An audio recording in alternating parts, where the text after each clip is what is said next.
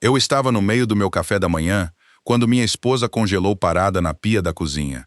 E nosso filho tinha acabado de mandar um e-mail urgente. Abri esperando alguns detalhes do casamento.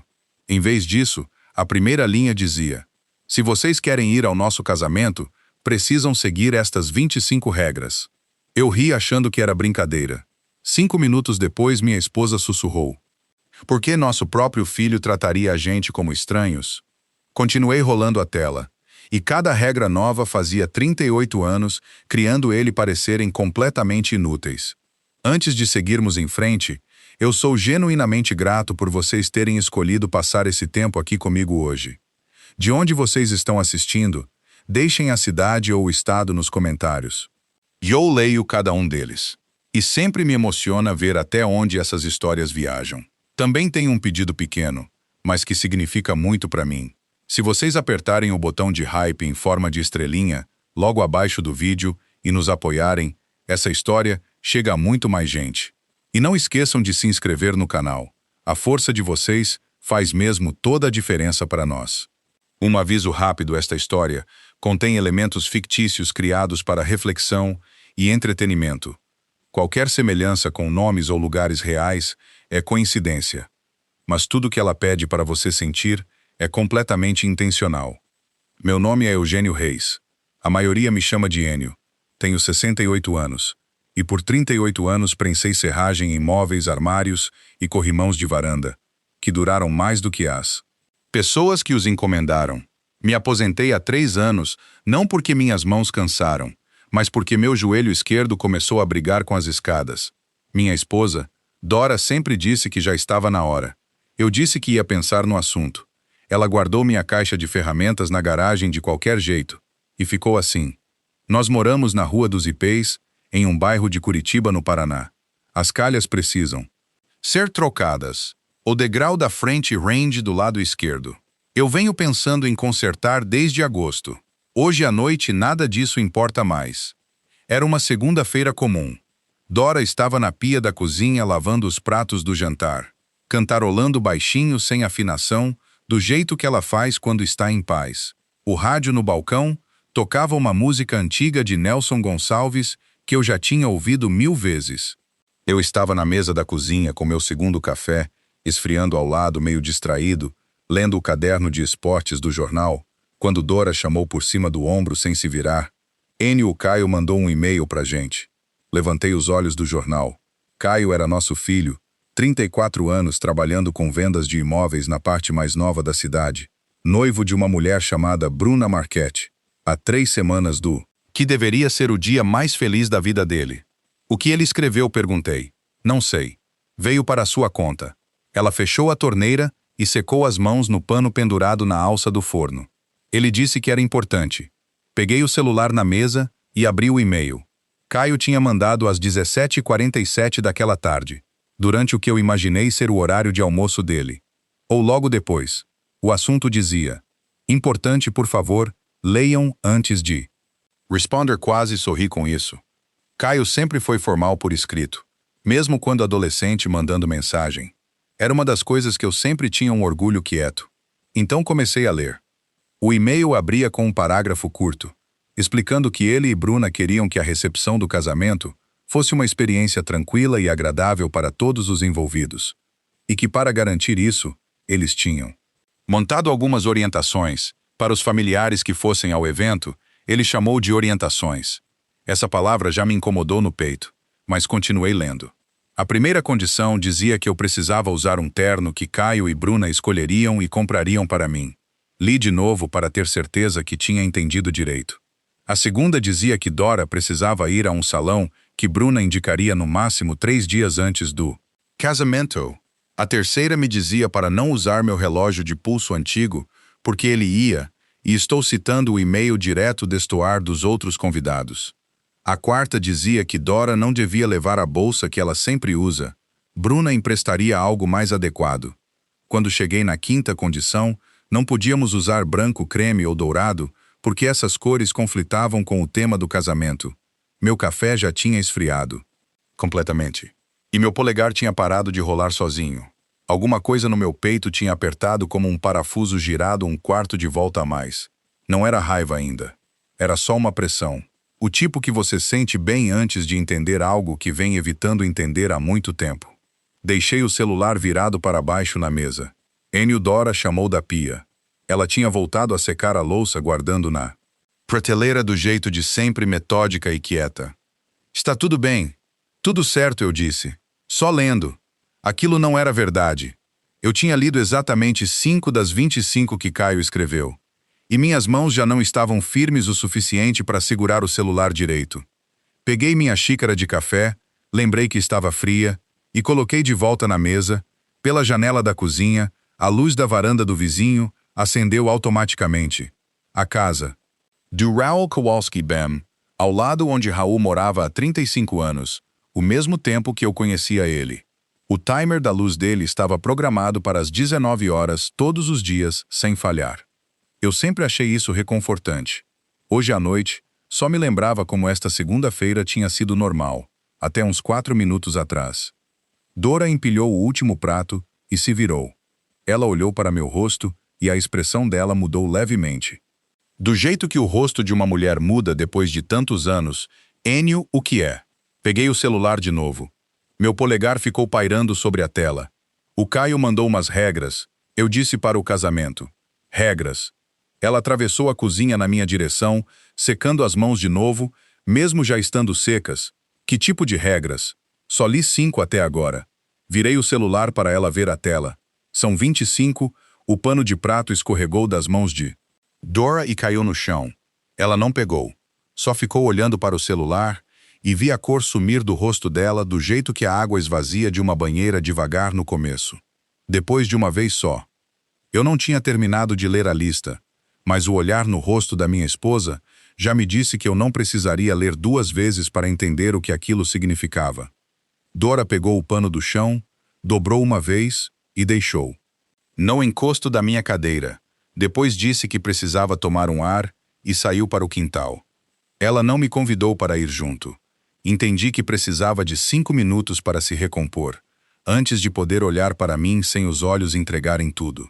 Depois de 41 anos de casamento, a gente tinha aprendido os ritmos um do outro do jeito que se aprende os rangidos de uma casa, que a gente para de notar. Mas o corpo sempre sabe. Onde pisar? Fiquei na mesa e continuei lendo. A condição 6 dizia que não deveríamos iniciar conversa com convidados do lado da Bruna, a menos que fôssemos apresentados formalmente por Caio ou Bruna antes. Li aquela 3 vezes. A condição 7 dizia que eu não deveria mencionar minha profissão em conversas. Caio tinha escrito do jeito cuidadoso e formal dele, que o ambiente seria profissional e social, onde falar de profissão podia soar deslocado. O que ele queria dizer era que ser um marceneiro aposentado era algo que ele não queria anunciado na frente da família da Bruna. Meu peito queimou com aquilo. 38 anos de trabalho de levantar. Antes do sol nascer e voltar para casa com serragem no colarinho. E Dora costumava brincar que estava apertando a mão de uma lixa e agora meu filho estava me pedindo para fingir que aquilo nunca tinha existido. A condição 8 dizia para não contar histórias da infância do Caio para outros convidados. A condição 9 dizia para não chorar durante a cerimônia, porque podia deixar outros convidados desconfortáveis. Coloquei o celular na mesa por um momento. Plano contra a madeira. A madeira era lisa sob minhas mãos. Pinho a mesa original que tínhamos comprado quando Caio tinha 3 anos. Eu tinha restaurado ela 2 vezes. Respirei pelo nariz e soltei pela boca. Do jeito que o médico tinha me ensinado. Quando minha pressão sobe, e então peguei o celular de novo. A condição 10 dizia para não dançar ou se aproximar da pista sem permissão explícita. A condição 11 limitava o consumo de bebida a 1 taça. E aqui Caio tinha usado uma frase que entalou na minha garganta como uma lasca. Ele não queria a noite. Atrapalhada por conversas desinibidas. Conversas desinibidas. Eu nunca tinha ficado bêbado num evento de família na minha vida. Nem uma vez. Dora nem sequer guardava bebida em casa. A condição 12 dizia que deveríamos chamar os pais da Bruna de senhor e senhora Marchetti o tempo todo, nunca usando o primeiro nome. A condição 13 proibia fazer qualquer comparação direta ou indireta entre as duas famílias. A condição 14 Dizia que qualquer presente para Caio e Bruna precisava ser enviado a Caio para aprovação. Antes do evento, não podíamos entregar nada diretamente. E então, a condição 15 me gelou. Vocês vão sentar na mesa 14 durante toda a recepção. Eu já tinha ido a eventos suficientes na vida para saber que as mesas mais perto da cozinha eram as designadas para convidados, que os anfitriões se sentiam obrigados a convidar, mas preferiam não lidar com a mesa 14 perto da porta da cozinha, onde os garçons ficariam entrando e saindo a noite toda com bandejas de comida, onde o barulho da cozinha tornaria a conversa difícil, onde ninguém tiraria fotos. Meu filho tinha colocado a gente na mesa 14. Continuei lendo porque parar parecia render-se a algo que eu ainda não estava pronto para nomear. As condições 16 a 21 cobriam restrições adicionais. Nada de fotos pessoais com o casal, nenhuma postagem em redes sociais. O presente em dinheiro deveria ser de, no mínimo, R$ 3.000 para, como Caio colocou, refletir adequadamente a ocasião. E nenhum item feito à mão poderia ser apresentado sob nenhuma circunstância. A condição 19 me atingiu como uma tábua no peito. Nada de itens feitos à mão. Eu passei toda a minha vida adulta fazendo coisas com as mãos. Uma cadeira de balanço para Dora quando as costas dela começaram a incomodar. Um baú de brinquedos para Caio quando ele tinha 4 anos. Uma estante para nosso vizinho, Marcos Teles, quando ele e a esposa se mudaram há 14 meses. Minhas mãos eram a melhor coisa em mim, e meu filho tinha acabado de me dizer para deixá-las em casa. A condição final número 25 exigia que Dora e eu assinássemos um compromisso escrito dizendo que não íamos postar, discutir ou compartilhar nenhum detalhe do casamento, por um período de 6 meses depois da data. Coloquei o celular na mesa, virado para baixo. Lá fora dava para ouvir Dora na varanda dos fundos. Se ela estava chorando, estava fazendo bem baixinho. Do jeito que ela fazia, com tudo que a machucava. Depois de um momento, me levantei, empurrei a cadeira e fui até a porta dos fundos. Ela estava parada na grade da varanda com as 2 mãos agarradas nela, olhando para o quintal. A luz de sensor tinha acendido e iluminava o pé de ipê velho no canto, o mesmo que Caio subia quando tinha 9 anos, e achava que era invencível. Os nós dos dedos dela estavam brancos na grade. Minha voz saiu mais áspera do que eu pretendia. Ela se virou. Os olhos estavam vermelhos, mas o queixo estava firme. Eu li por cima do seu ombro, ela disse. Enquanto você ainda estava na mesa, eu vi a maior parte. Então você sabe. Sei. Ela soltou a grade e pressionou uma mão contra o centro do peito, bem sobre o coração, como se estivesse tentando segurar alguma coisa no lugar. Enio, por que ele? A voz dela quebrou na última palavra e ela apertou os lábios com força. O maxilo trabalhando, lutando para segurar. Por que nosso filho escreveria uma coisa dessas? Eu não tinha resposta. Eu queria algo razoável e explicável que fizesse o e-mail no meu celular fazer sentido. Mas eu tinha lido as 25 linhas. Eu tinha lido cada frase cuidadosa, formal e sem vida que meu filho tinha escrito. E nenhuma delas soava como o menino que eu criei. Vamos entrar, eu disse. Está esfriando. Dora balançou a cabeça. Ela passou por mim, indo para a cozinha, e aí ouvi um único som baixo. Respiração. E outra coisa que ela engoliu.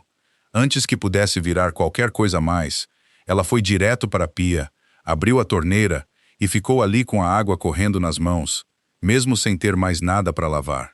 Fiquei na porta entre a varanda e a cozinha e olhei para as costas dos ombros dela, e senti algo se instalar nos meus ossos, que era mais pesado que raiva e mais frio que luto. Eu carreguei muitas coisas em 68. Anos não tinha certeza se tinha carregado algo parecido com isso antes. Acordei antes do despertador, o que não era nada incomum para um homem que passou 4 décadas começando o trabalho, antes do sol decidir o que ia fazer com o dia. O que era incomum era ficar sentado na beira da cama por 10 minutos sem me mexer, ouvindo Dora respirar ao meu lado e tentando lembrar a última vez que tinha sentido esse tipo específico de vazio. Me vesti sem acender a luz do quarto e atravessei a casa escura até a garagem. A garagem cheirava do jeito que sempre cheirou o óleo de motor, serragem e o calor seco particular da madeira velha, Puxei o cordão da lâmpada e a luz balançou uma vez antes de se firmar. Minha bancada ocupava toda a parede dos fundos, acima dela enganchos de pegboard que instalei em 1989, estavam penduradas todas as ferramentas manuais que eu tinha organizadas por tamanho e tipo. Dora tentou me convencer a vender o conjunto 2 vezes, desde que me aposentei. Eu sempre disse que ainda não estava pronto para me desfazer delas. Não tinha certeza se algum dia estive tão certo sobre alguma coisa.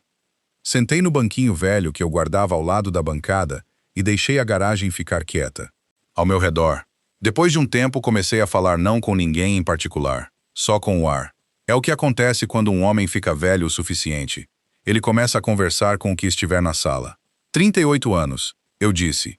38 anos de levantar antes de Dora fazer um café, forte o suficiente para tirar tinta, dirigindo até canteiros de obra no escuro. 38 anos de chegar em casa com serragem no cabelo e verniz embaixo das unhas que o pincel nunca alcançava totalmente. Dora costumava segurar minhas mãos na luz da cozinha e traçar as marcas de tinta com o polegar sorrindo, como se fossem algo para se orgulhar. Elas eram algo para se orgulhar. Lembrei do ano que Caio fez 12 anos e começou a vir para os canteiros comigo aos sábados. E ficava firme fazendo perguntas o tempo todo. Não perguntas chatas, boas perguntas. Por que encaixe de rabo de andorinha em vez de encaixe reto? Por que carvalho é melhor que pinho em clima úmido? Por que a direção do veio importa quando você corta com serrote versus serra elétrica? Eu respondia todas, porque um menino fazendo boas perguntas merecia um homem que as levasse a sério. Aqueles sábados duraram 3 anos, até Tiago Coelho aparecer. Empurrei esse pensamento para longe. Era cedo demais de manhã para pensar em Tiago Coelho. Em vez disso, pensei no 2º ano de faculdade do Caio, quando ele me ligou numa quinta à noite do quarto dele na República. Voz tensa e fina, me dizendo que estava com dificuldade para pagar a mensalidade. A bolsa dele não tinha coberto uma taxa que ele não esperava. E o prazo era em 4 dias. Eu disse para ele não se preocupar. Desliguei, chamei Dora para a cozinha e nós dois sentamos naquela mesma mesa de pinho e descobrimos de onde viria o dinheiro. Nós vínhamos guardando R$ 200 todo mês desde que Caio entrou no ensino médio, numa conta separada que Dora tinha aberto na cooperativa de crédito na BR-277, que ela chamava de Fundo do Futuro do Caio. Não fundo da faculdade, fundo do futuro. Ela dizia que fundo de faculdade era para 4 anos. O futuro era para a vida toda. Quitamos a mensalidade na manhã seguinte. Caio ligou naquela noite para agradecer. Ele nunca perguntou como tínhamos conseguido. Eu não esperava que perguntasse. Ele tinha 20 anos, e jovens de 20 anos não perguntam de onde vem o dinheiro quando precisam dele. Depois teve o período depois da formatura, 8 meses de Caio mandando currículo e não conseguindo nada morando num apartamento do outro lado da cidade. O custo R$ 1.100 por mês que ele não tinha. Todo mês. 1.100. Transferidos discretamente para a conta dele. Sem aviso nem condição. Caio sabia de onde vinha o dinheiro, mas nunca o fizemos dizer isso em voz alta, porque o orgulho de um homem é uma coisa frágil quando ele tem 23 anos, e o mundo não se abriu do jeito que ele planejou. Fizemos certo por ele, eu disse para a garagem. As ferramentas no pegboard não discordaram, o que estava se torcendo no meu peito agora não era raiva do Caio por escrever 25 condições. Raiva era limpa demais para o que eu estava sentindo. O que eu sentia era mais como estar no topo de uma escada no escuro. E de repente, perceber que um degrau em que você confiou a vida toda não estava onde você pensava que estava. Eu construí coisas a vida toda. Mesas onde famílias jantaram por 20 anos. Estantes que guardaram os livros com que crianças aprenderam a ler. Uma porta para a casa dos Kowalski, que Raul ainda se gaba para qualquer um que pergunta sobre as ferragens. Cada pedaço de madeira que eu já trabalhei tinha uma direção de veio que queria seguir uma força embutida na estrutura, eventualmente onde ia rachar. Eu não tinha visto de onde vinha a rachadura com Caio. Isso me incomodava mais que o e-mail. Fiquei na garagem até o céu lá fora da janelinha. Alta começar a mudar, de preto para o cinza chapado que vem antes do amanhecer no Paraná. Então ouvi os chinelos no piso da cozinha e o som particular do armário onde ela guardava os filtros de café. Levantei do banquinho, e ao me mover em direção à porta da garagem, minha mão bateu na quina do armário de madeira velho no canto. O que eu tinha construído com sobras de carvalho no primeiro inverno que moramos na Rua dos Ipês. O impacto abriu a porta do armário, e alguma coisa caiu da prateleira de cima, pousando na bancada com um som suave e chapado. Olhei para baixo, era um caderninho, capa azul desbotada nos cantos. A lombada dobrada de tantos anos sendo aberto e fechado. A letra de Dora na capa, naquela caligrafia cuidadosa que ela só usava quando algo importava. Eu nunca tinha visto aquilo antes na vida. Peguei o caderno da bancada com as duas mãos. Do jeito que a gente pega algo frágil sem perceber por instinto com cuidado, antes que o cérebro entenda o que as mãos já sabem. A capa era azul, não azul vivo não marinho. O azul particular desbotado de algo manuseado por anos. A cor gasta e suave nos cantos. E a lombada dobrada de tanto abrir. A letra de Dora estava na capa naquela cursiva cuidadosa que ela reservava. Para coisas que importavam, ela não tinha escrito um título, ela tinha escrito uma palavra. E essa palavra era Caio. Sentei de volta no banquinho. A primeira página tinha uma data no topo. Março de 1998. Caio teria 8 anos.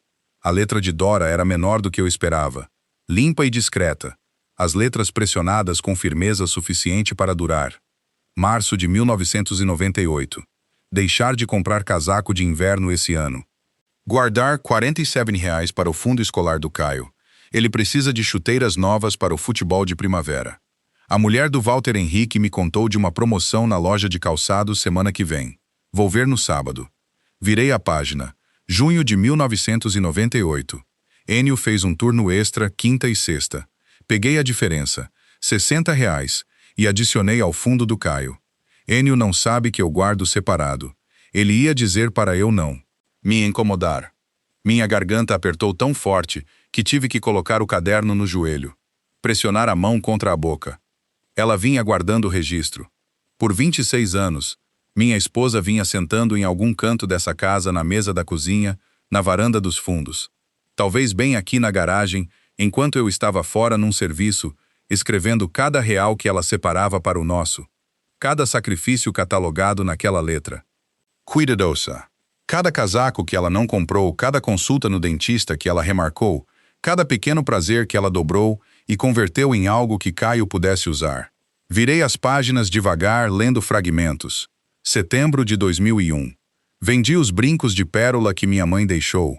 Recebi 110 do joalheiro na Avenida das Laranjeiras. Adicionei ao fundo do Caio. Não contar para Enio, ele ia se sentir culpado e não é esse o ponto. Meu peito parecia que algo tinha entrado e apertava metodicamente sem pressa. Novembro de 2003. Enio está trabalhando até tarde de novo. Fiz sopa para o jantar e comi sozinha. Está tudo bem. Caio ligou da escola e parecia feliz. É isso que importa. Junho de 2006. Vendi a corrente de ouro da minha mãe no penhor, na BR 277, R$ 340. Falei para Enio que troquei por uma nova. Ele acreditou.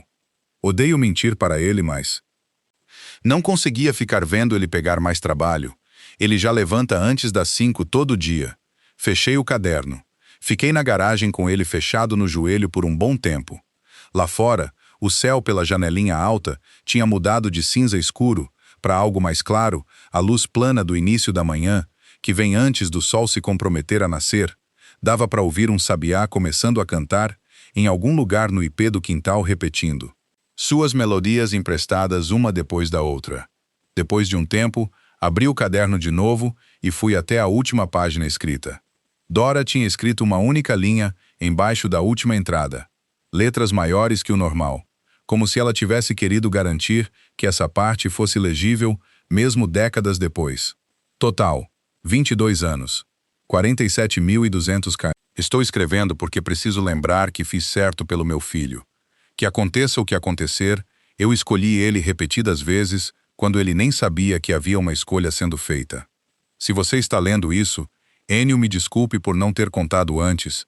Você teria tentado me impedir, e eu não podia deixar você me impedir. Não chorei. Quero ser honesto sobre isso. Meus olhos ardiam do jeito que Ardem. Quando um homem está lutando contra algo grande demais para sair limpo. E pressionei o dorso do pulso contra a boca com tanta força que senti os dentes através da pele. Mas não chorei. O que eu fiz foi ficar sentado na garagem até a luz da cozinha acender. Dora acordada e se mexendo, começando o café. E então me levantei, dobrei o caderno com cuidado e coloquei no bolso da camisa de flanela contra o peito. Ouvi a porta dos fundos abrir. A voz de Dora veio pela tela da porta suave e um pouco incerta. Enio, o café está pronto. Você vem. Já vou eu, disse. Minha voz saiu mais firme do que eu tinha direito de esperar. Existe um tipo particular de dor que um homem carrega no corpo, muito depois do osso ter cicatrizado, e os médicos terem liberado, e o fisioterapeuta ter apertado sua mão e dito que você está. Tão bom quanto vai ficar. Ela vive no jeito que você se ajeita ao levantar de uma cadeira, no jeito que você se posiciona nas escadas, na pequena hesitação involuntária, antes de se levantar do sentado, o meio segundo, onde o cérebro lembra o corpo da lição que ele aprendeu do jeito difícil. Meu joelho esquerdo me lembrava dessa lição toda manhã. Minha perna esquerda me lembrava de uma diferente. Eu estava sentado na mesa do café da manhã na quarta-feira, olhando Dora servir café da cafeteira velha que tínhamos desde 1987. Ela vinha cuidadosamente, não perguntando há 3 meses. Ainda dói a perna. Algumas manhãs eu disse, não muito. A voz dela carregava aquele tom particular que ela usava quando queria que eu parasse de fazer papel de durão e falasse com ela como gente. Não estou pedindo sua resposta de macho. Estou perguntando se dói. Olhei para minha perna esquerda esticada embaixo da mesa. O músculo da coxa tinha cicatrizado bem o suficiente. O fêmur estava sólido. O que a queda tinha feito, o ortopedista do hospital regional tinha explicado na linguagem paciente, que professores usam quando estão entregando uma notícia permanente, foi danificar o tecido mole ao redor do joelho, de um jeito que a cirurgia podia melhorar. Mas não corrigir totalmente. Eu ia andar sem bengala. Mas o jeito de andar sempre carregaria uma leve irregularidade do lado esquerdo, mais perceptível quando eu estava cansado, ou quando o tempo esfriava e umedecia. Dói algumas manhãs, eu disse de novo. Hoje não está ruim. Dora colocou a cafeteira na mesa e sentou na minha frente. E olhou para mim por cima da xícara com uma expressão que eu já tinha visto. Antes a que significava que ela estava budivassur, decidindo o quanto do que estava sentindo deixar sair de uma vez. Ele veio uma vez. Ela disse uma vez. Enio em 5 dias. Eu sei 25 minutos. Os nós dos dedos dela ficaram brancos na caneca. Ele sentou naquela cadeira ao lado da sua cama por 25 minutos. E depois disse que tinha uma reunião e foi embora. E eu fiquei lá todas as noites, porque eu não ia deixar você acordar naquele hospital no escuro sozinho. A Bruna nunca veio. A voz dela quebrou no nome, e ela colocou a caneca com força na mesa. Nem uma vez. Nem um cartão, nem um telefonema para mim, nada. Meu marido estava no hospital porque caiu do telhado da casa dela. Eu caí do telhado da casa do Caio. Eu disse com cuidado. É a casa dela também. Os olhos de Dora estavam brilhantes e furiosos, as lágrimas empurrando nas bordas. Ela escolheu os ladrilhos da cozinha. Ela escolheu as cores da tinta. Ela te disse quais tábuas precisavam ser trocadas no 2º andar, porque ela queria carvalho de reaproveitamento e não pinho, porque pinho era. E estou citando aqui, Enio, não a estética que ela buscava. E depois ela não conseguiu nem pegar o telefone. Eu não tinha ouvido Dora falar tanto de uma vez em muito tempo. Ela não era mulher que levantava a voz, ou fazia discursos. Guardava as coisas quieta por dentro, e depois relatava em frases medidas. Ouvir a voz dela tremer e subir, assim fez meu estômago despencar do jeito que despencou naquele telhado. De repente, sem aviso. Eu devia ter contratado alguém, eu disse. Devia mesmo. Caio disse que os orçamentos estavam altos. Os orçamentos do Caio estavam altos. Ela me olhou firme. Então você subiu naquele telhado sozinho aos 68 anos, Enio. Porque é isso que você faz. Porque é isso que você sempre fez. Você preenche qualquer espaço que o Caio deixa vazio. E não reclama disso. E age como se não custasse nada. Eu não tinha resposta para aquilo, porque ela não estava errada. A queda em si tinha acontecido numa terça-feira à tarde no final de agosto. Eu estava trocando o rufo ao redor da chaminé no segundo andar. Um trabalho simples do tipo que eu já tinha feito 100 vezes. O que eu não tinha previsto era que o telhado novo que Caio e Bruna escolheram era uma telha composta com superfície mais lisa que o telhado tradicional com que eu trabalhei por décadas. Quando mudei o peso para alcançar a borda da chaminé, o pé direito escorregou primeiro e o esquerdo tentou compensar. A queda durou uns 4 segundos. Pareceu mais tempo. Acordei no quintal lateral com a escada em cima das pernas e uma queimação na coxa esquerda tão forte. Fiquei deitado na grama, olhando para o céu, que era o azul lavado e claro de um agosto no Paraná, e disse em voz alta para ninguém: "Isso vai dar problema." Dora estava dentro de casa. Ela ouviu a escada bater no chão da cozinha e veio correndo pela porta dos fundos, e o som que ela fez ao me ver no chão foi o som que eu não vou descrever aqui, porque vive numa parte da minha memória que eu não quero colocar em palavras. Ela ligou para o resgate, segurou minha mão até a ambulância chegar. Foi na ambulância e sentou na sala de espera do hospital por 6 horas, sem comer nada. Caio chegou na noite seguinte, me abraçou ao lado da cama e disse que estava feliz que eu estava bem. E eu disse que estava ótimo, porque é isso que eu faço. Ele sentou. Por 25 minutos tinha uma reunião. Agora olhei do outro lado da mesa do café da manhã para Dora, que tinha limpado os olhos com o dorso da mão. E estava respirando cuidadosamente pelo nariz, se recompondo do jeito que sempre fazia, depois de deixar sentir mais do que pretendia. O casamento é em 3 semanas. Eu disse. Eu sei quando é o casamento, Enio. E eu vou. Peguei minha xícara de café. Eu vou e vou.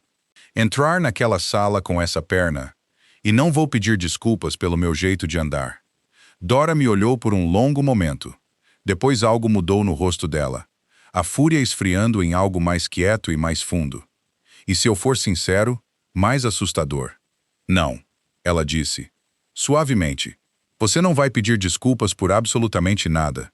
Na manhã depois do feriado, eu estava no quintal lateral tirando galhos secos. Das azaleias. Quando ouvi o trinco do portão do Raul abrir, não precisei olhar para saber que era ele. Depois de 35 anos morando lado a lado, eu conseguia identificar o Raul pelo som dos passos no cascalho. O ritmo particular da caminhada dele, mais pesado do lado direito. Um hábito da cirurgia de quadril que ele fez em 2019. Feliz dia depois, Raul disse parando na divisa. Igualmente, eu me endireitei. Pressionei uma. Mal contra as costas. A Beth te alimentou bem ontem. A Beth me alimentou o suficiente para 3 homens.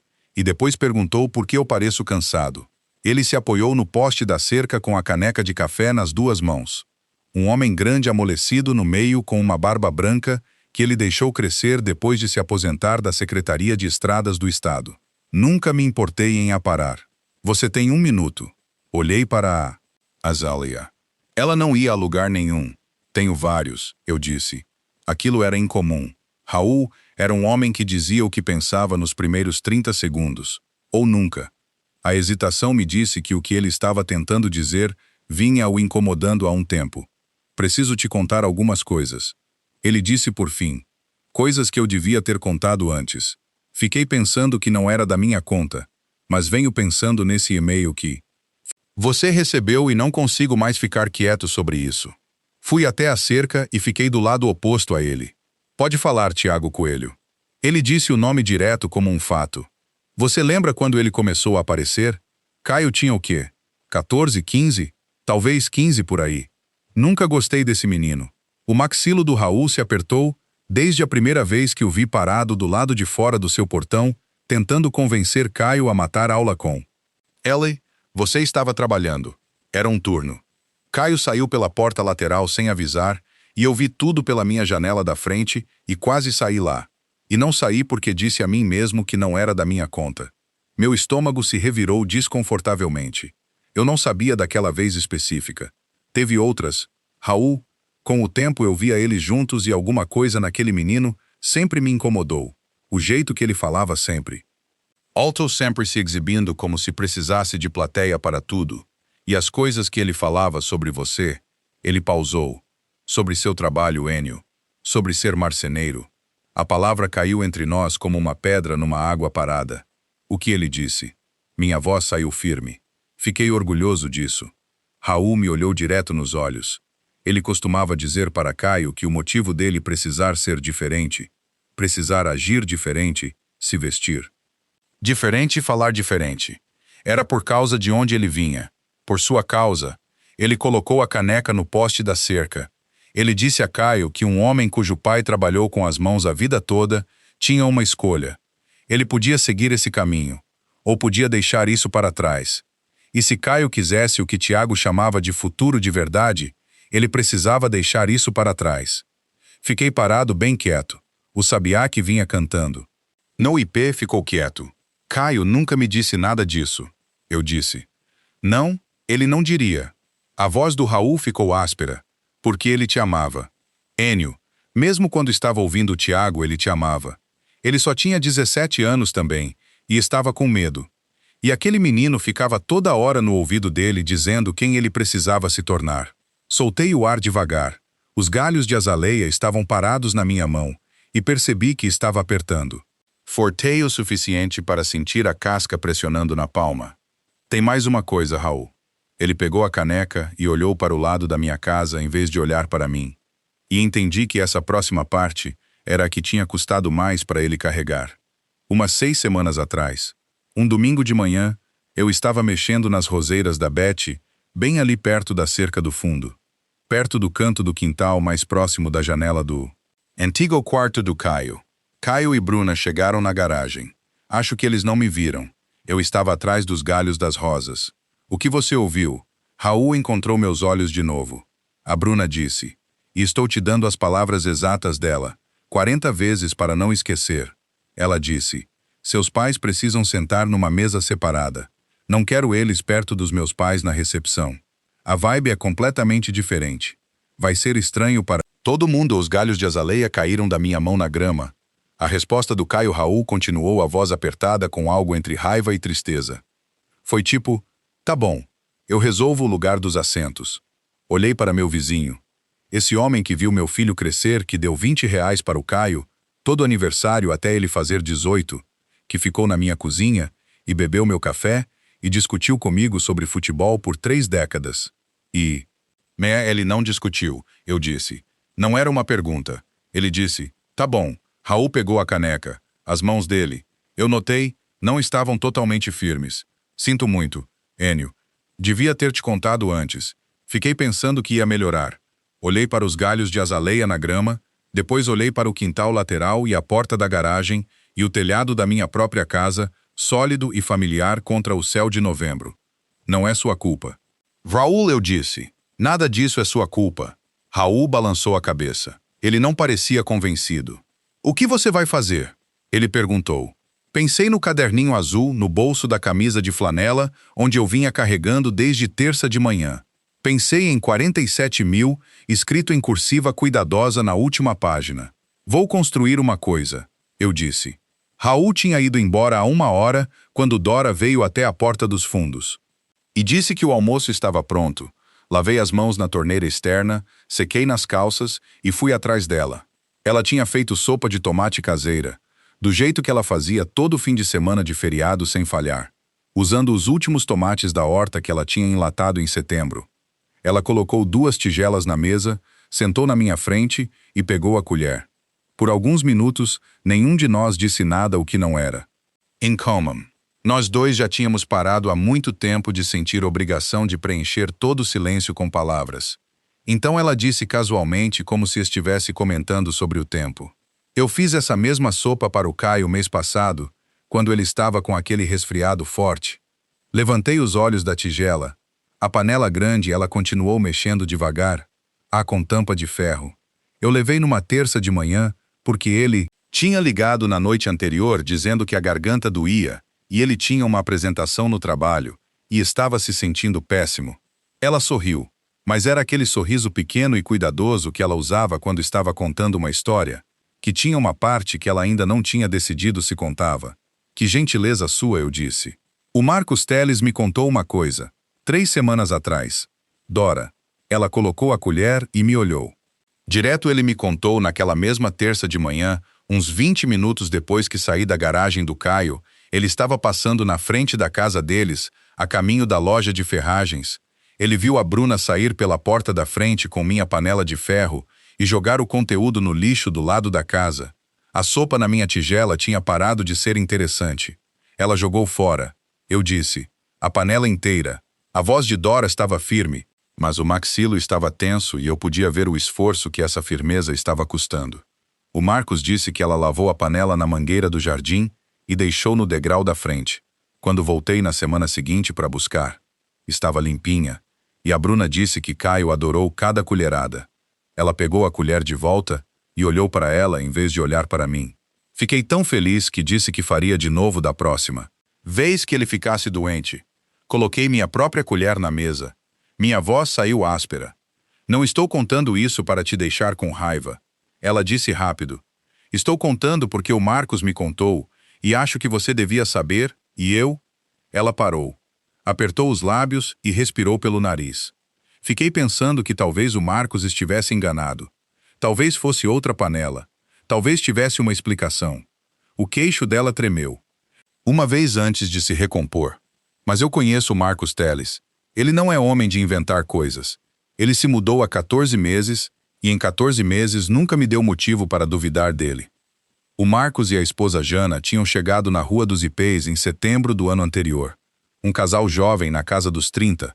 Ele trabalhava com logística e ela dava aula de segunda série numa escola a 2 quilômetros dali. Na primeira, manhã depois que a mudança saiu, eu tinha ido até lá com uma estante que fiz de sobras de carvalho.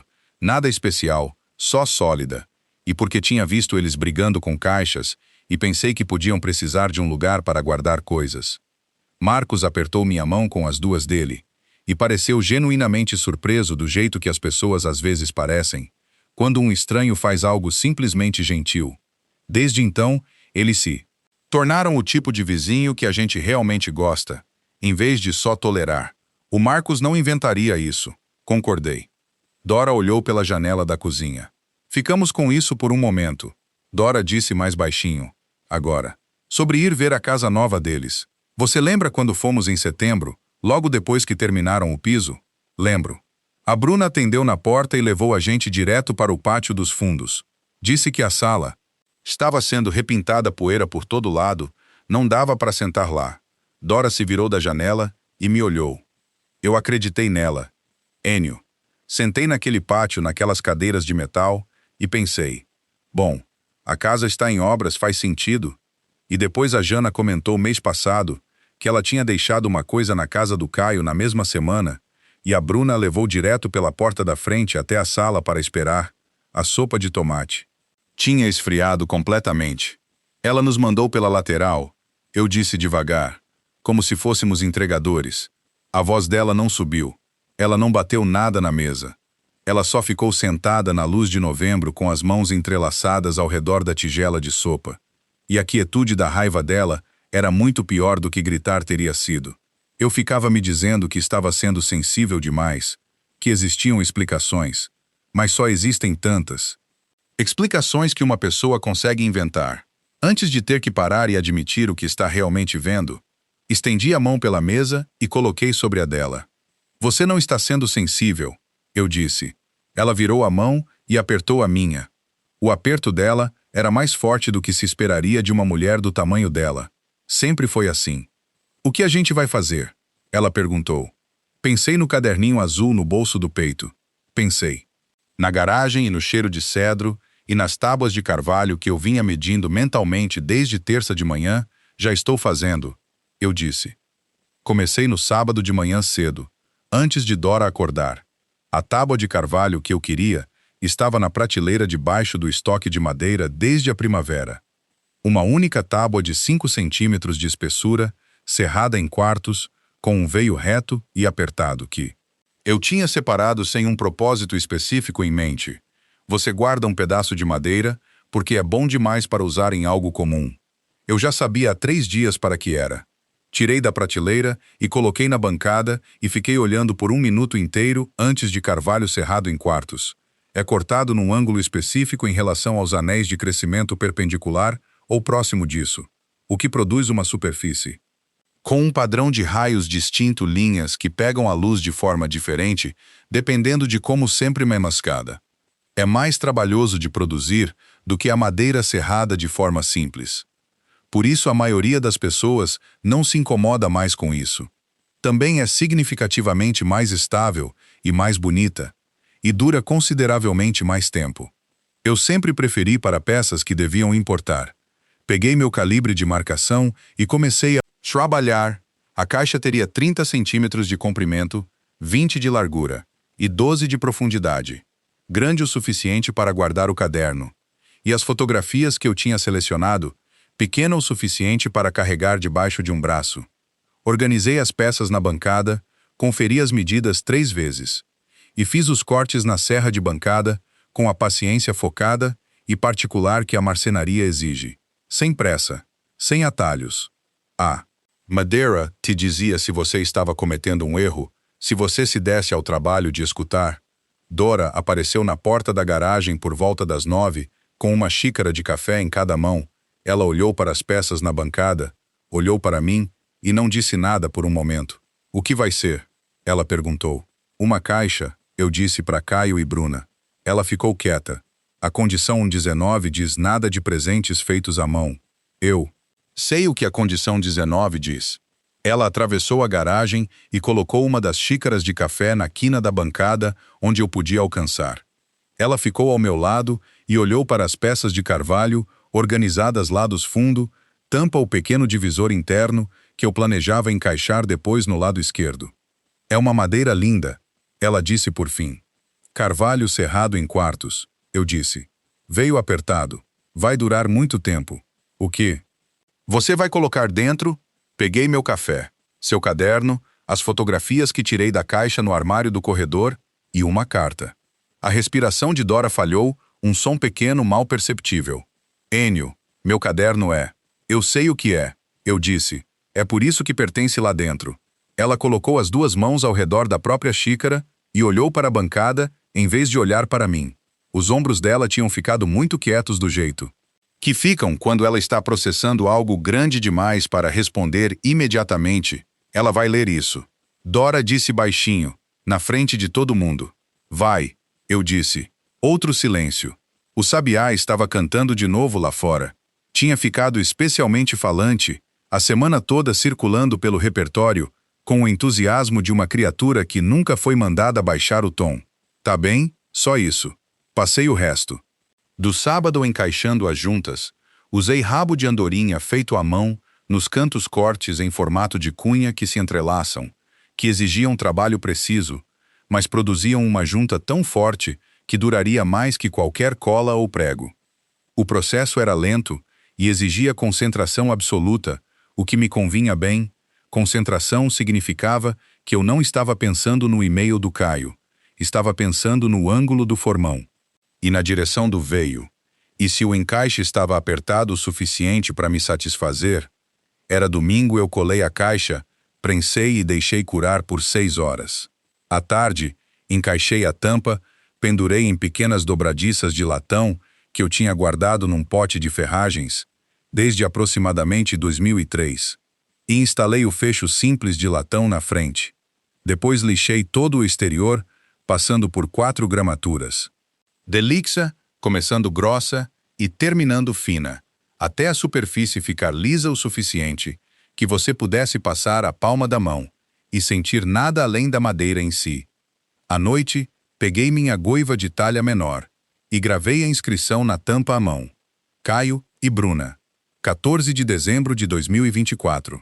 As letras eram limpas e uniformes, pressionadas no veio, com uma confiança que eu não sentia por completo no resto do meu corpo.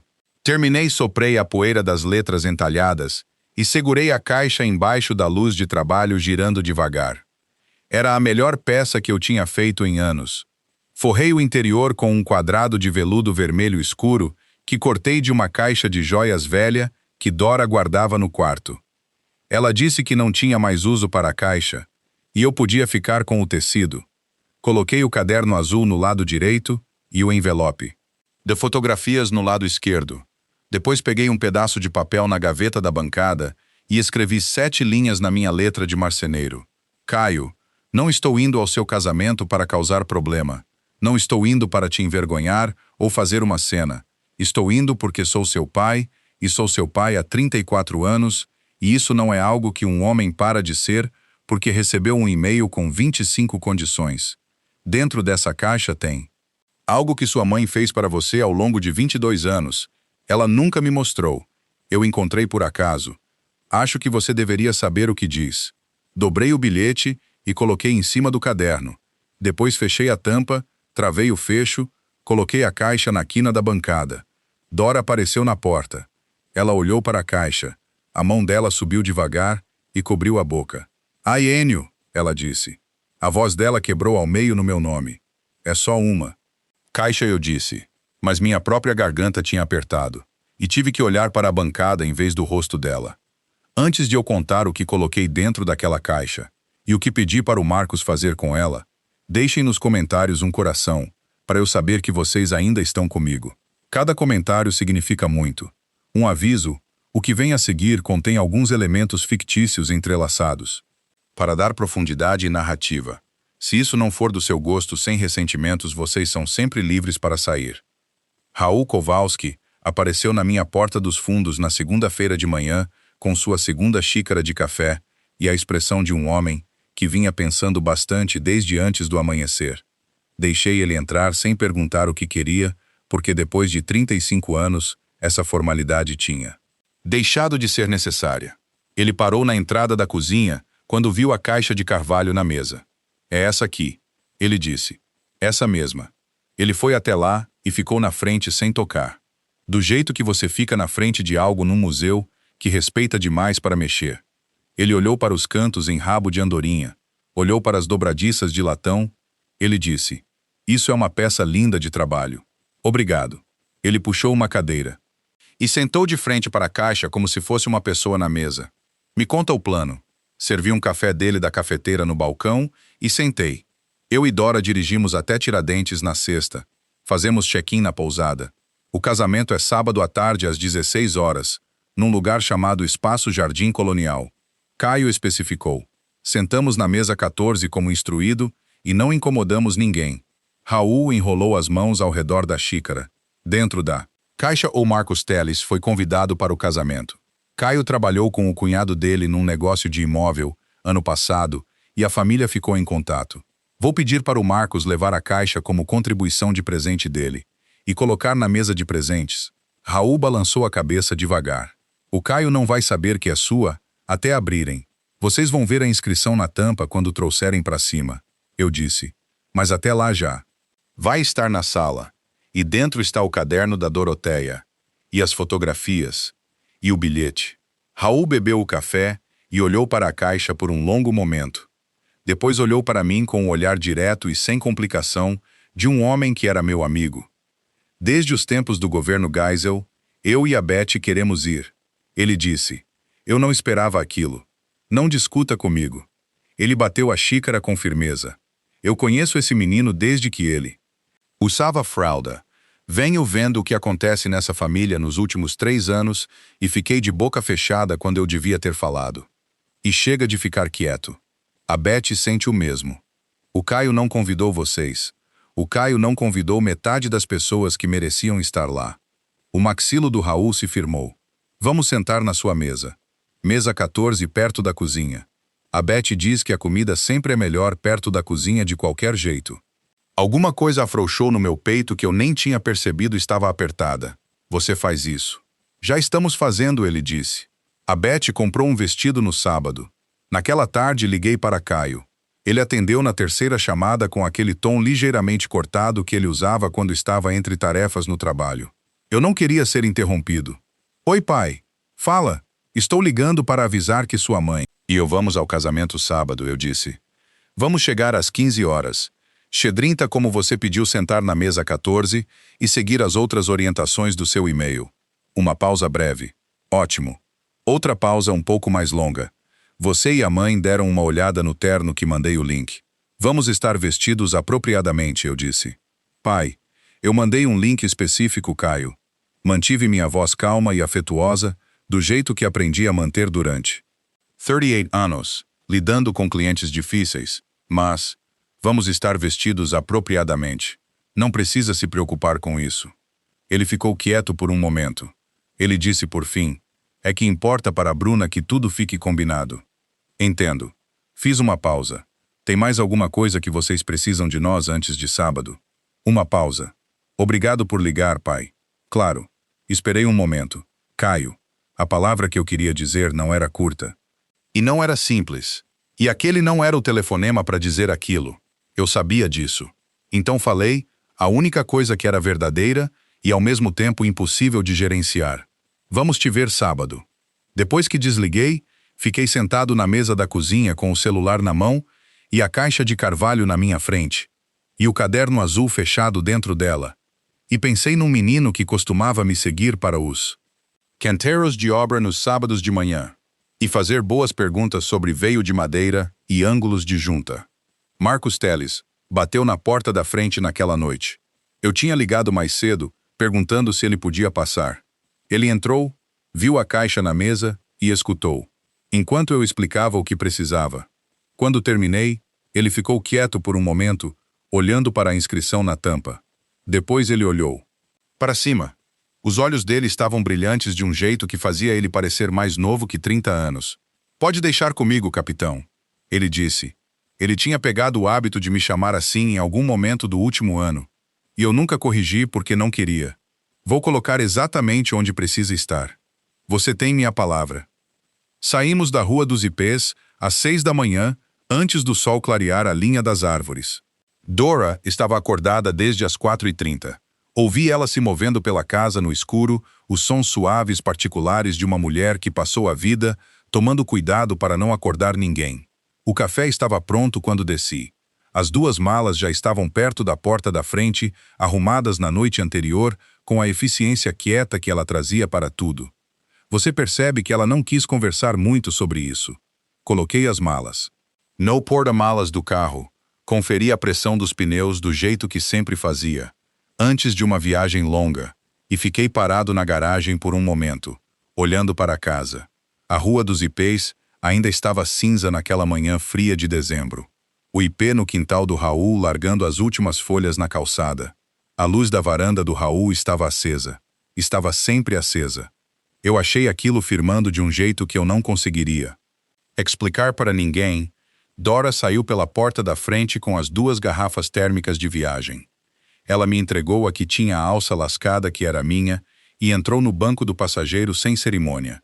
Entrei, ajustei o retrovisor e saí da garagem.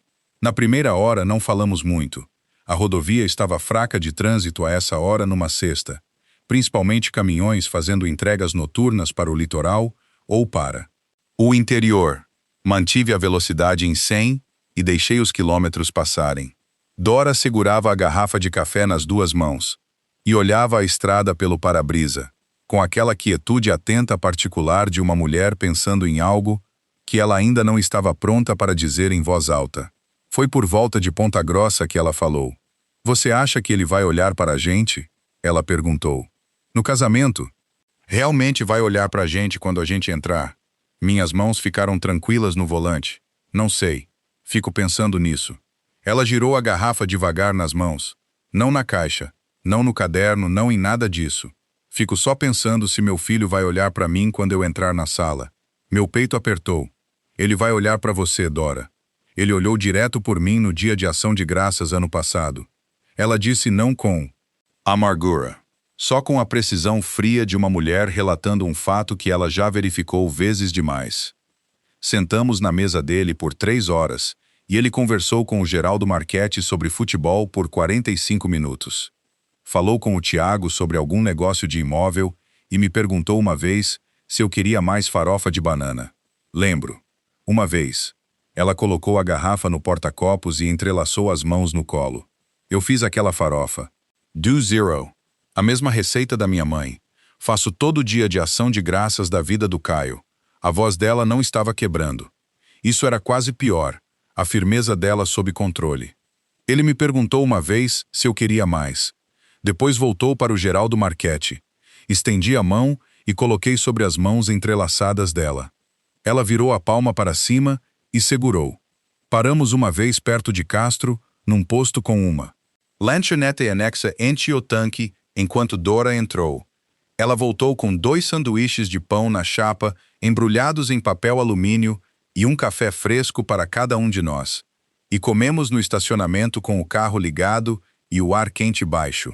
Os sanduíches eram exatamente o que um sanduíche de posto de estrada sempre é: grande demais, um pouco gorduroso, e completamente satisfatório do jeito descomplicado da comida, que não promete nada sobre ser boa para você.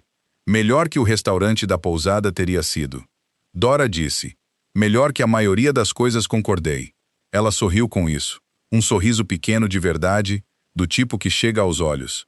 Eu não via aquele sorriso há 2 semanas.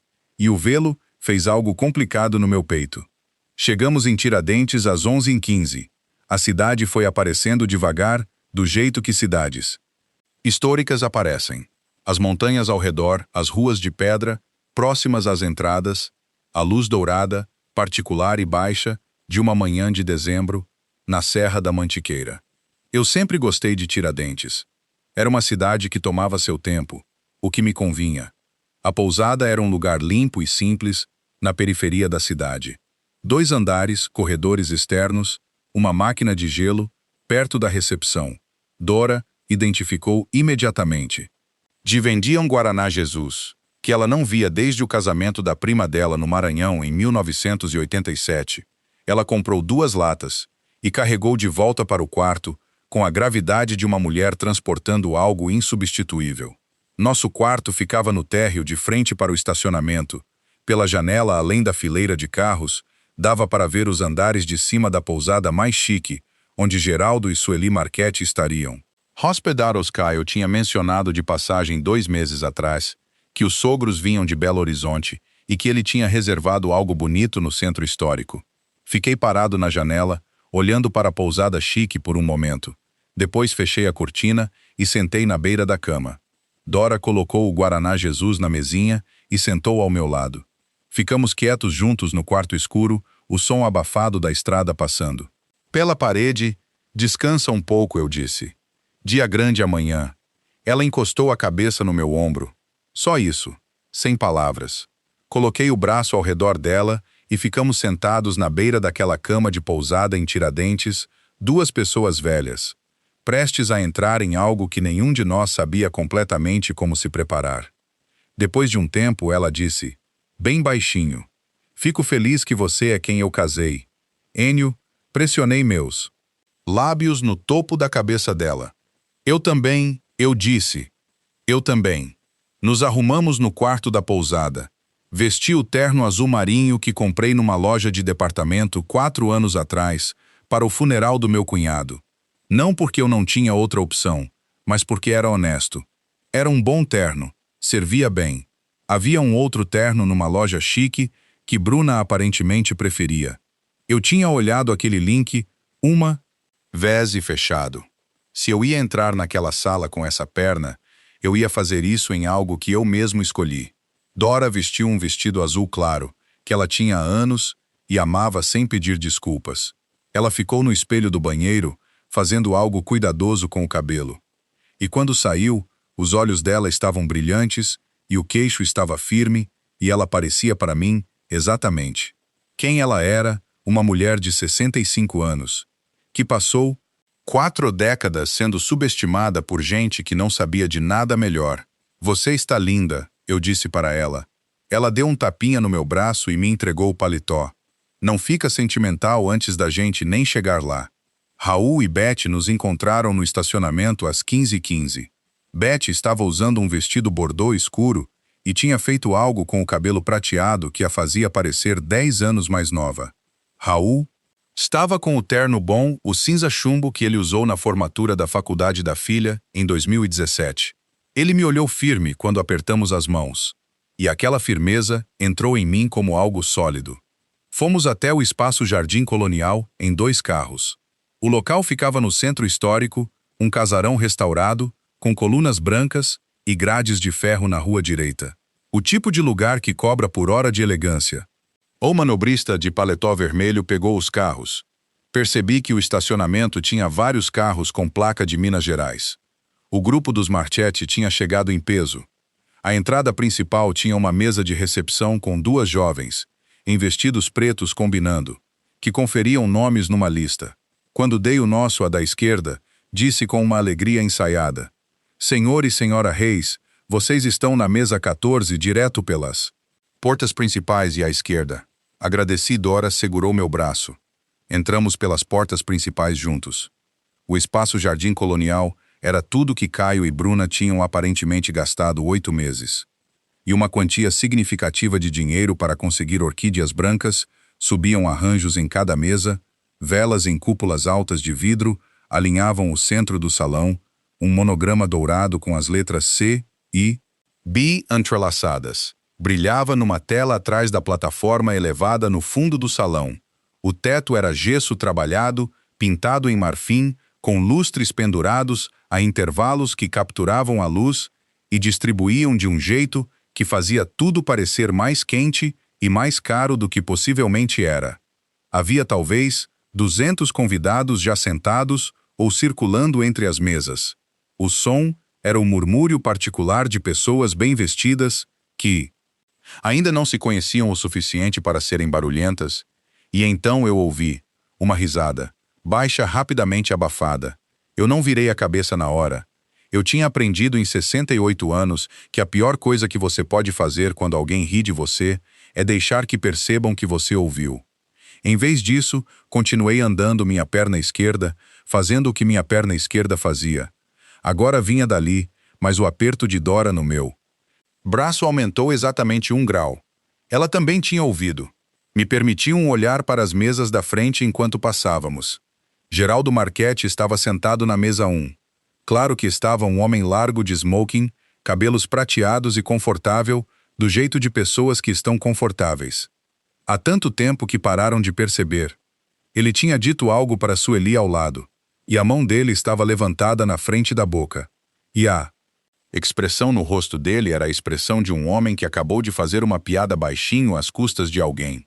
Numa mesa 3 fileiras atrás, Tiago Coelho estava sentado num terno brilhante nos lugares errados.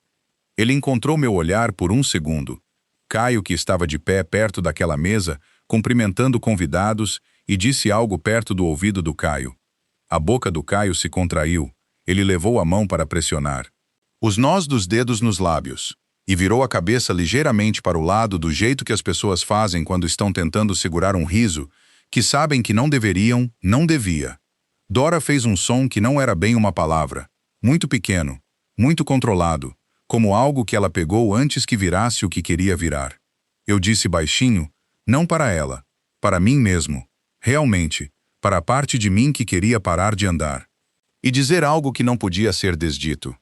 Encontramos a mesa 14 na parede da esquerda como prometido, perto o suficiente da porta da cozinha. O som de carrinhos rolando e pratos empilhados chegava claramente. Raul puxou a cadeira para Betty. Segurei a cadeira de Dora. Sentamos 4 pessoas numa mesa feita para 8, num salão cheio de gente que tinha sido classificada por algum cálculo, da definição do valor deles. Olhei para a toalha de mesa, linho branco igual a todas as outras mesas do salão. A vela na cúpula de vidro era do mesmo tamanho das da mesa 1. Esse detalhe, por algum motivo, me pareceu quase engraçado. Boa vista, Raul disse. Dá para ver o salão inteiro daqui. Concordo, Betty. Olhei através do salão para a mesa de presentes perto da plataforma. A caixa de carvalho estava lá perto do final da fileira, a inscrição entalhada na tampa pegando a luz das velas. Marcos Teles, sentado na mesa 9 com Jana, encontrou meu olhar e deu um único aceno pequeno. A caixa estava na sala. O que quer que fosse acontecer a seguir, ia acontecer. A cerimônia começou às 16 horas em ponto. Um quarteto de cordas, posicionado perto da plataforma, começou com algo clássico que eu não reconheci o nome, mas reconheci como o tipo de música escolhida para sinalizar que o que estava acontecendo era sério e caro. Os convidados se acomodaram. O murmúrio de conversa foi caindo em camadas mesa por mesa até o salão ficar naquele silêncio particular. O silêncio de várias centenas de pessoas concordando simultaneamente em prestar atenção. O cerimonialista, Um homem na casa dos 50, com a voz medida de alguém acostumado a performar em espaços grandes, assumiu sua posição na plataforma e recebeu os convidados com a linguagem padrão de cerimônias de casamento, as palavras sobre amor e compromisso, e a importância das testemunhas. Eu tinha ouvido versões desse discurso 4 ou 5 vezes ao longo dos anos, em casamentos de amigos e parentes. Nunca antes tinha parecido tanto que estava sendo dito numa língua diferente da que eu falava. Os padrinhos entraram primeiro. Pela porta lateral em terno cinza chumbo combinando Tiago Coelho, estava entre eles, e se movia com aquela soltura particular de um homem que se convenceu de que estar naquela sala naquela ocasião era uma medida da própria importância. Ele tomou posição perto da frente, sem olhar para a mesa 14. Então Caio saiu. Eu nunca tinha visto meu filho no terno de casamento antes daquele momento. Ele era alto, tinha herdado isso do meu lado, com a postura ereta que sempre carregou, e no terno preto com a gravata marfim que Bruna aparentemente escolheu. Ele parecia o tipo de homem que as pessoas presumem ser bem-sucedido, sem pedir provas. Ele tinha 34 anos, e era bonito, e era alguém que eu passei 34 anos amando sem condição. E parado ali na frente daquele salão, ele parecia quase completamente um estranho. Minha garganta apertou em torno de algo que eu não ia nomear. Ali na frente do salão, Caio assumiu sua posição. Os olhos dele varreram os convidados reunidos com a checagem ensaiada de um homem que tinha sido instruído exatamente quando os olhos dele alcançaram a parede da esquerda. Eles encontraram a mesa 14, encontraram a mim. Por 2 segundos nos olhamos através de todo o comprimento do espaço jardim colonial. Depois, ele desviou o olhar, a mão de Dora encontrou a minha embaixo da mesa. Os dedos dela estavam frios. Segurei. As damas de honra vieram em seguida. Depois a daminha de flores, uma criança de uns 6 anos, que espalhava pétalas com a concentração intensa de alguém fazendo uma cirurgia. E então a música mudou para a marcha nupcial e cada cabeça no salão virou para as portas do fundo. Bruna entrou no braço do pai. Ela era, vou dizer com honestidade, uma noiva linda. O vestido era simples e bem ajustado. O tipo que exige uma confiança particular para usar. Geraldo Marchetti caminhava ao lado dela, com a expressão de um homem inteiramente ciente de que todo olhar na sala estava nele por proximidade. Eu não me importei nem um pouco com isso. Ele entregou ela na frente, com um beijo na bochecha, e sentou numa cadeira. Na mesa 1, onde Sueli se inclinou e apertou o braço dele, a cerimônia em si não foi longa. O cerimonialista falou sobre parceria e construir uma vida juntos. Caio e Bruna tinham escrito seus próprios votos que leram de cartõezinhos. Os de Bruna eram polidos e seguros. Os de Caio eram genuínos, de um jeito que me surpreendeu. Ele falou sobre querer ser o tipo de homem que aparece, que está presente. Que não vai embora quando as coisas ficam difíceis. Sentei na mesa 14 e escutei meu filho dizer aquelas palavras. Senti algo pressionar contra dentro do meu externo, que não tinha um nome limpo. Ao meu lado, Raul soltou o ar devagar pelo nariz. Betty estendeu a mão e colocou brevemente em cima da de Dora. Quando trocaram as alianças, e o cerimonialista declarou eles casados, e Caio beijou a esposa, o salão respondeu. Com o som coletivo e caloroso de pessoas genuinamente emocionadas, ou fingindo estar genuinamente emocionadas num casamento, às vezes é difícil dizer a diferença. Bati palmas com o resto deles. Dora bateu palmas ao meu lado com os olhos brilhando. Então o casal virou para encarar os convidados, e os olhos de Caio varreram o salão de novo, com aquele mesmo olhar de checagem. E dessa vez, quando ele alcançou a mesa 14. Ele não parou. Os olhos dele passaram por nós e continuaram ao redor da sala como se a mesa 14 não contivesse nada que valesse a pena parar. A música subiu. O casal começou a caminhada de saída. Quando passaram pela nossa mesa perto o suficiente, que dava para ver os botõezinhos de pérola na manga de Bruna, ela virou a cabeça para o salão para reconhecer os aplausos e os olhos dela varreram a parede da esquerda com a gentileza mecânica de um sorriso que tinha sido preparado com antecedência. Ela não olhou para Dora, ela não olhou para mim, ela olhou através de nós, do jeito que você olha através de uma janela, para algo mais interessante do outro lado. A mão de Dora tinha ficado muito quieta na minha. O salão se dissolveu no movimento geral dos convidados, levantando-se e espreguiçando. Gravitando em direção ao bar, garçons apareceram com bandejas de espumante o mestre de cerimônias. Um homem na casa dos 40, com desenvoltura ensaiada, pegou o microfone e anunciou que o jantar seria servido em breve, e que antes do jantar, o casal seria homenageado com uma apresentação especial de presentes das famílias que tinha sido arranjada pessoalmente pela noiva, e ia ser ele, disse com um sorriso inesquecível. Olhei para a mesa de presentes.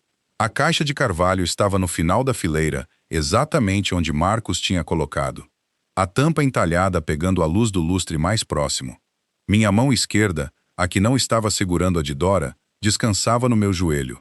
Pressionei firme contra a coxa, contra a perna que tinha cicatrizado o quanto ia cicatrizar, e esperei pelo que estava por vir. O jantar tinha sido recolhido, e o espumante tinha feito sua segunda rodada quando o mestre de cerimônias pegou o microfone de novo. Senhoras e senhores, ele disse com o calor ensaiado de um homem que já tinha feito isso muitas vezes. Vamos abrir a homenagem. Caio e Bruna prepararam algo muito especial. Isto é uma tradição de família que eles criaram para esta noite, para homenagear as pessoas que ajudaram a construir a base. Deste casamento, aplausos percorreram o salão. Bruna, sentada agora na mesa principal na plataforma, sorriu para o salão com a compostura de uma mulher que planejou esse momento. Minuto a minuto, Caio sentou ao lado dela, com a mão no encosto da cadeira dela.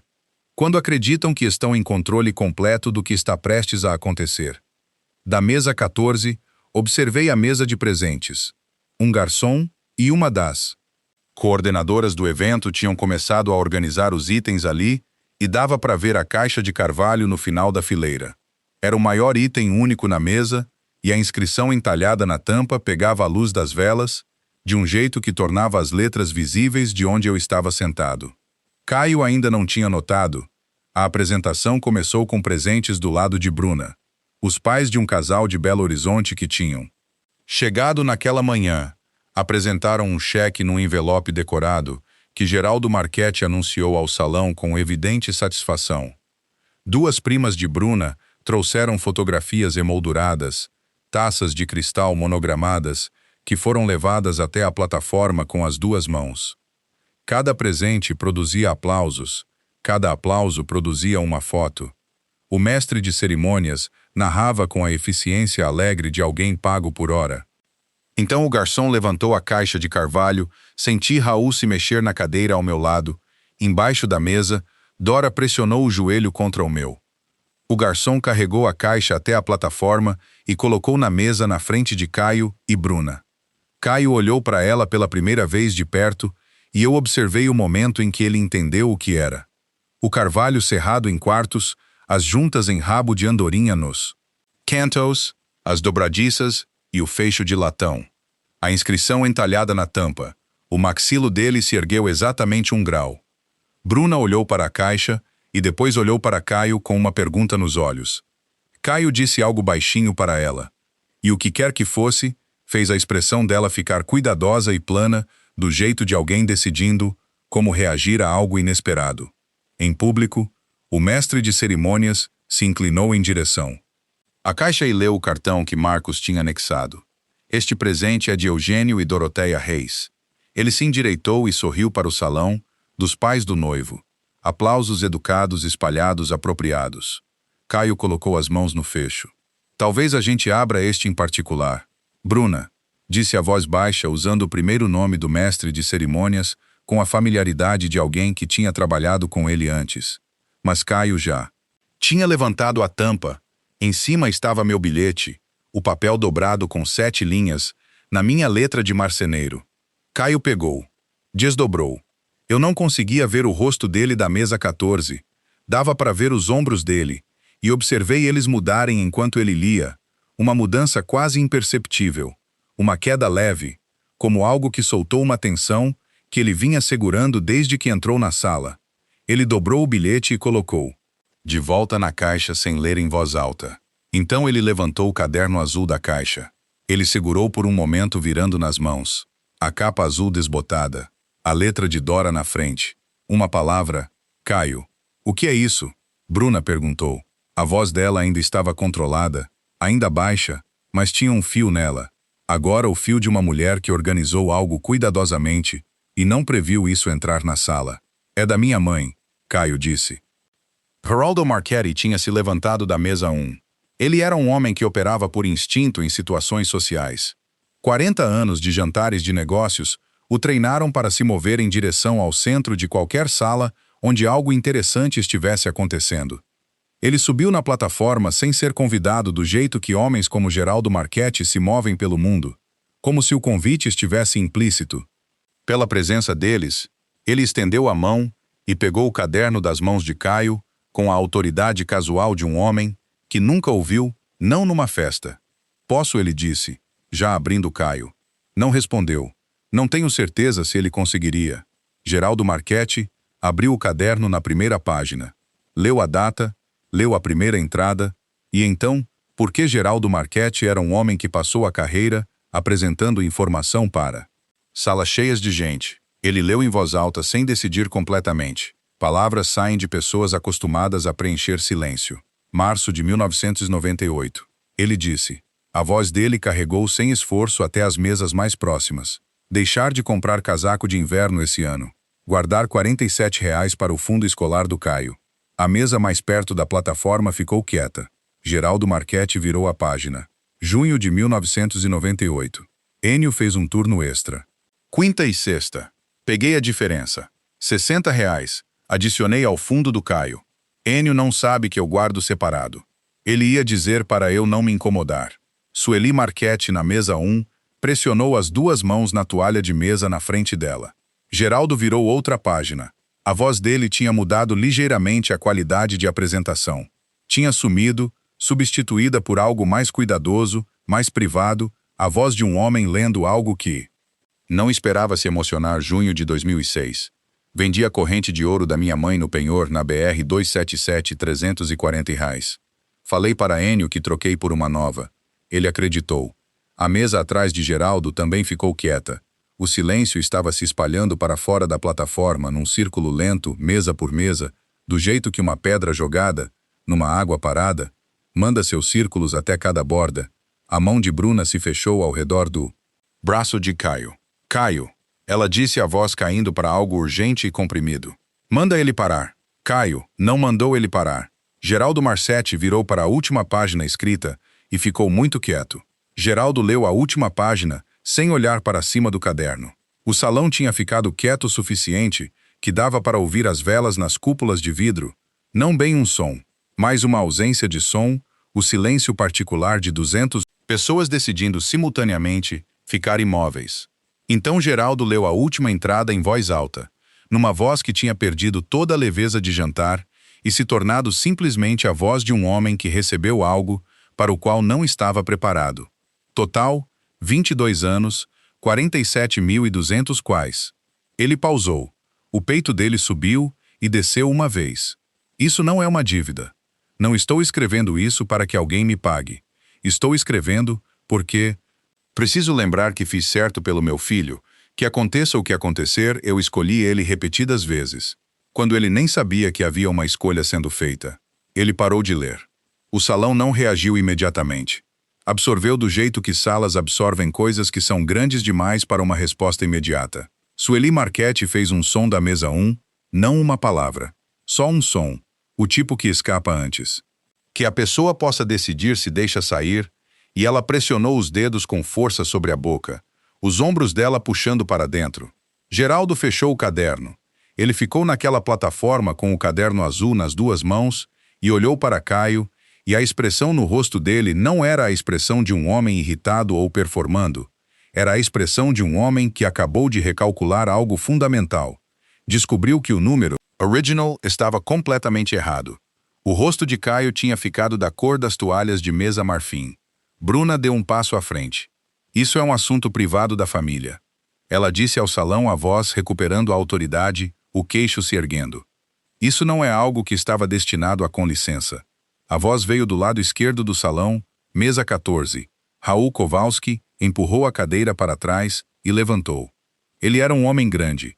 E o ato dele se levantar puxou todos os olhares do salão sem esforço. Ele não pegou um microfone.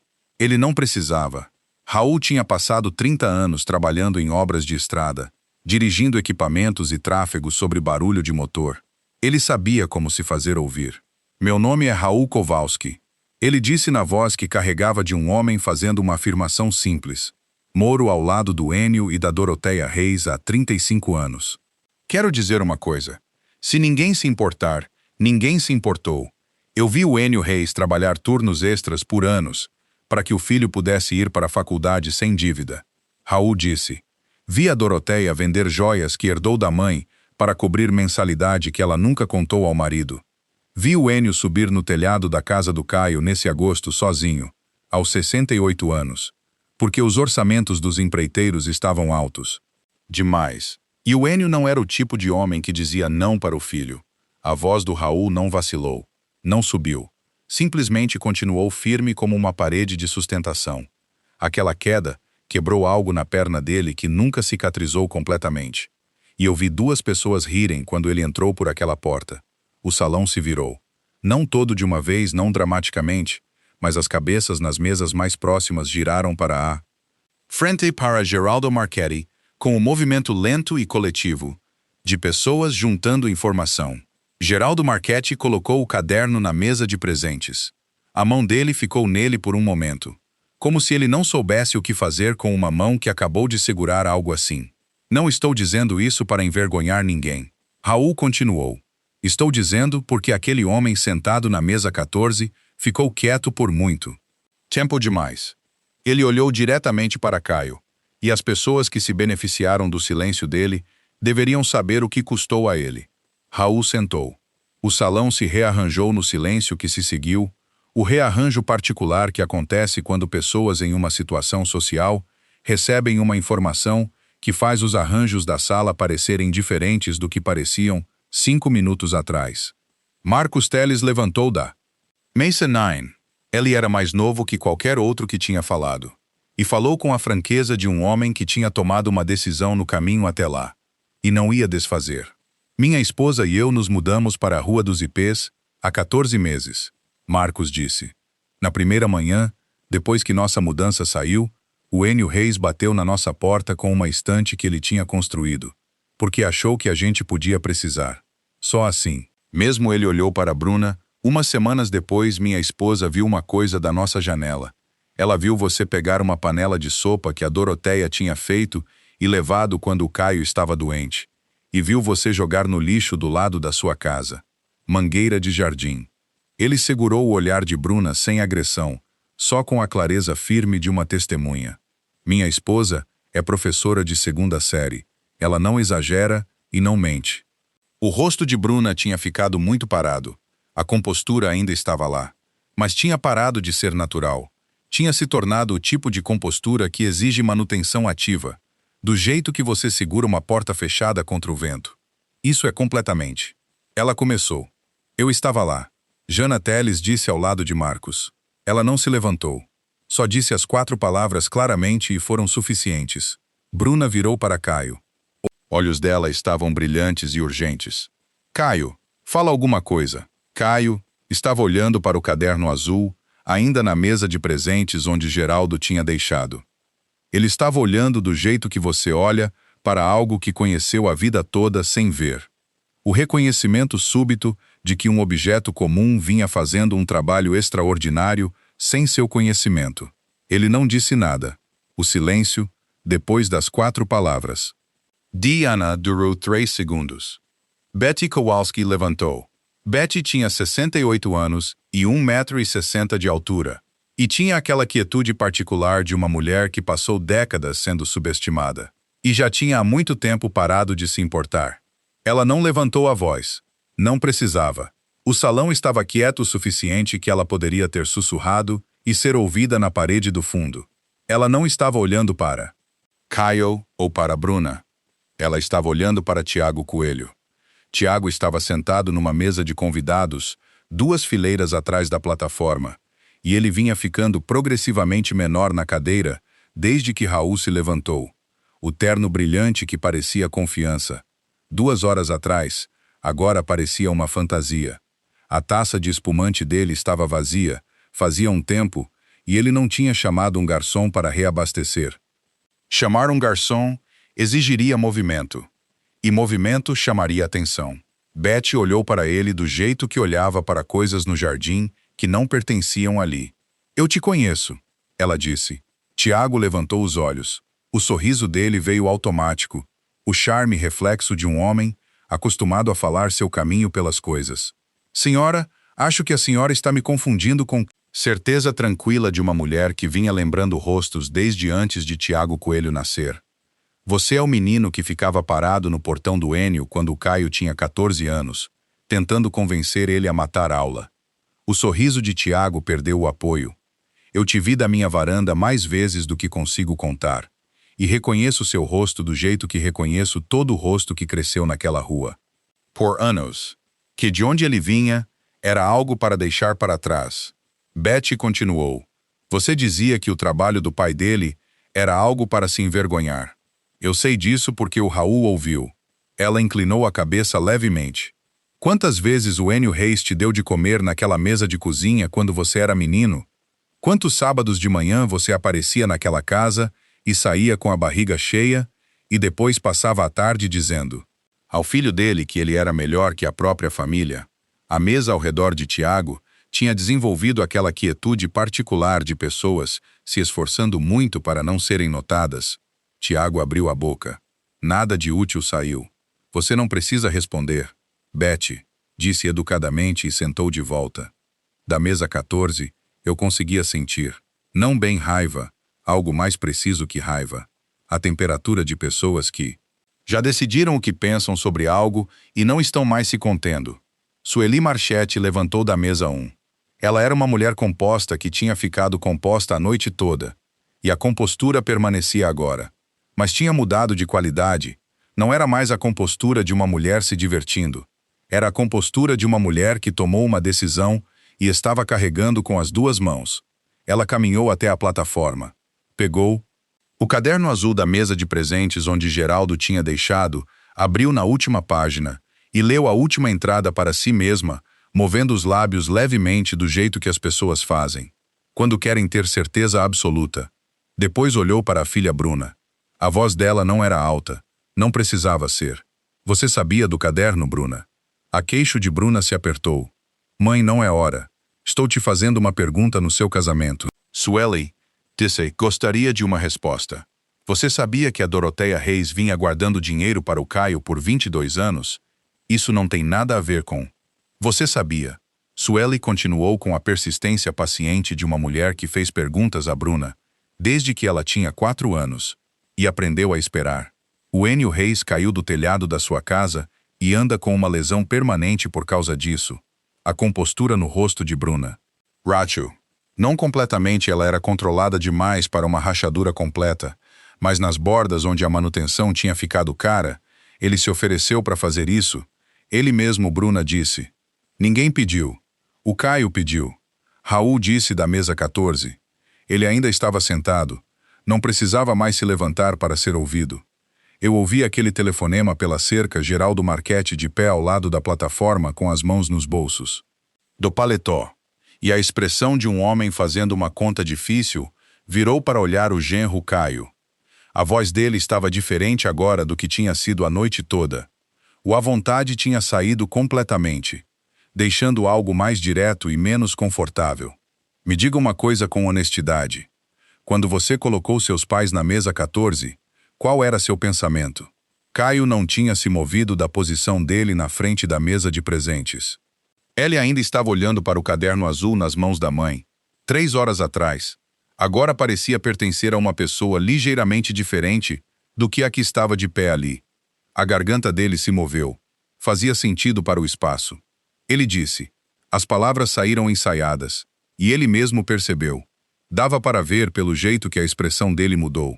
Depois de dizer aquilo, o flinch leve de reconhecimento de um homem que acabou de se ouvir dizer algo em que não acredita completamente. Geraldo olhou para ele por um longo momento. É isso que você quer defender esta noite? Fazia sentido para o espaço. Caio olhou para o sogro. Depois olhou para a mãe que estava segurando o caderno. Do jeito que ela carregava as coisas a vida toda com cuidado com as duas mãos.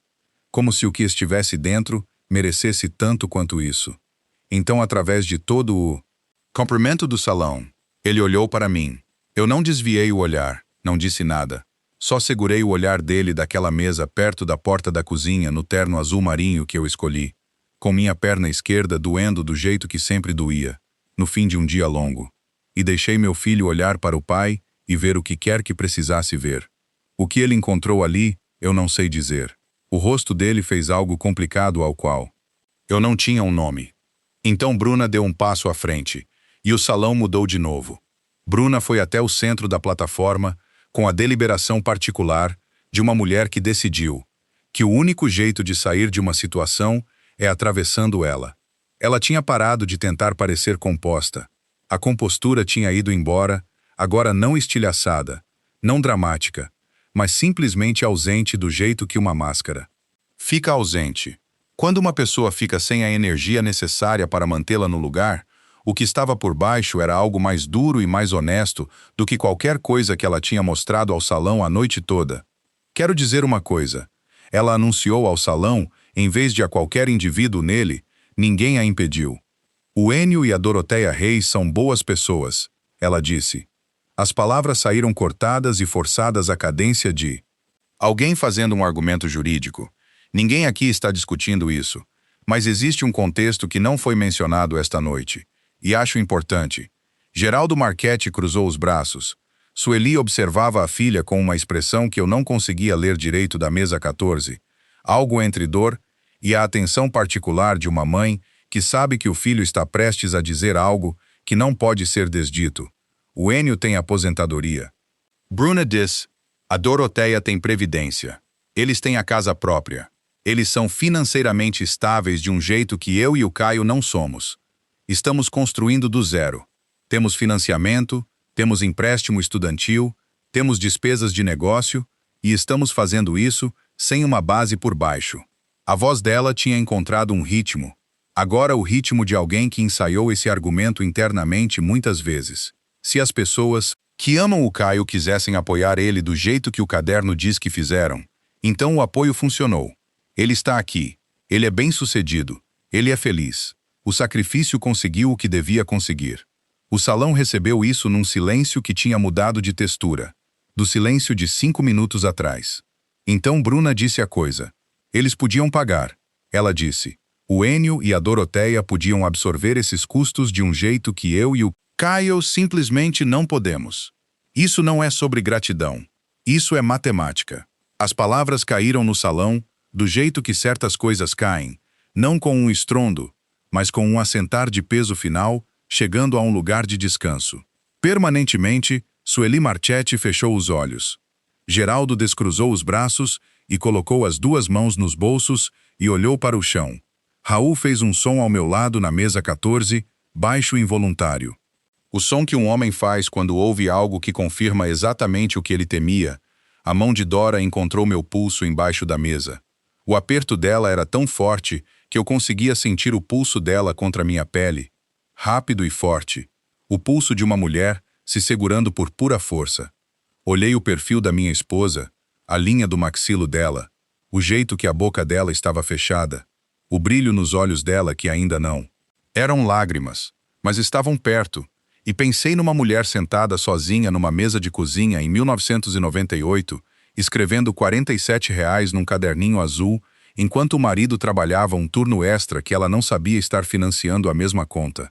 Pensei numa corrente de ouro que foi para um penhor na BR-277 e nunca voltou.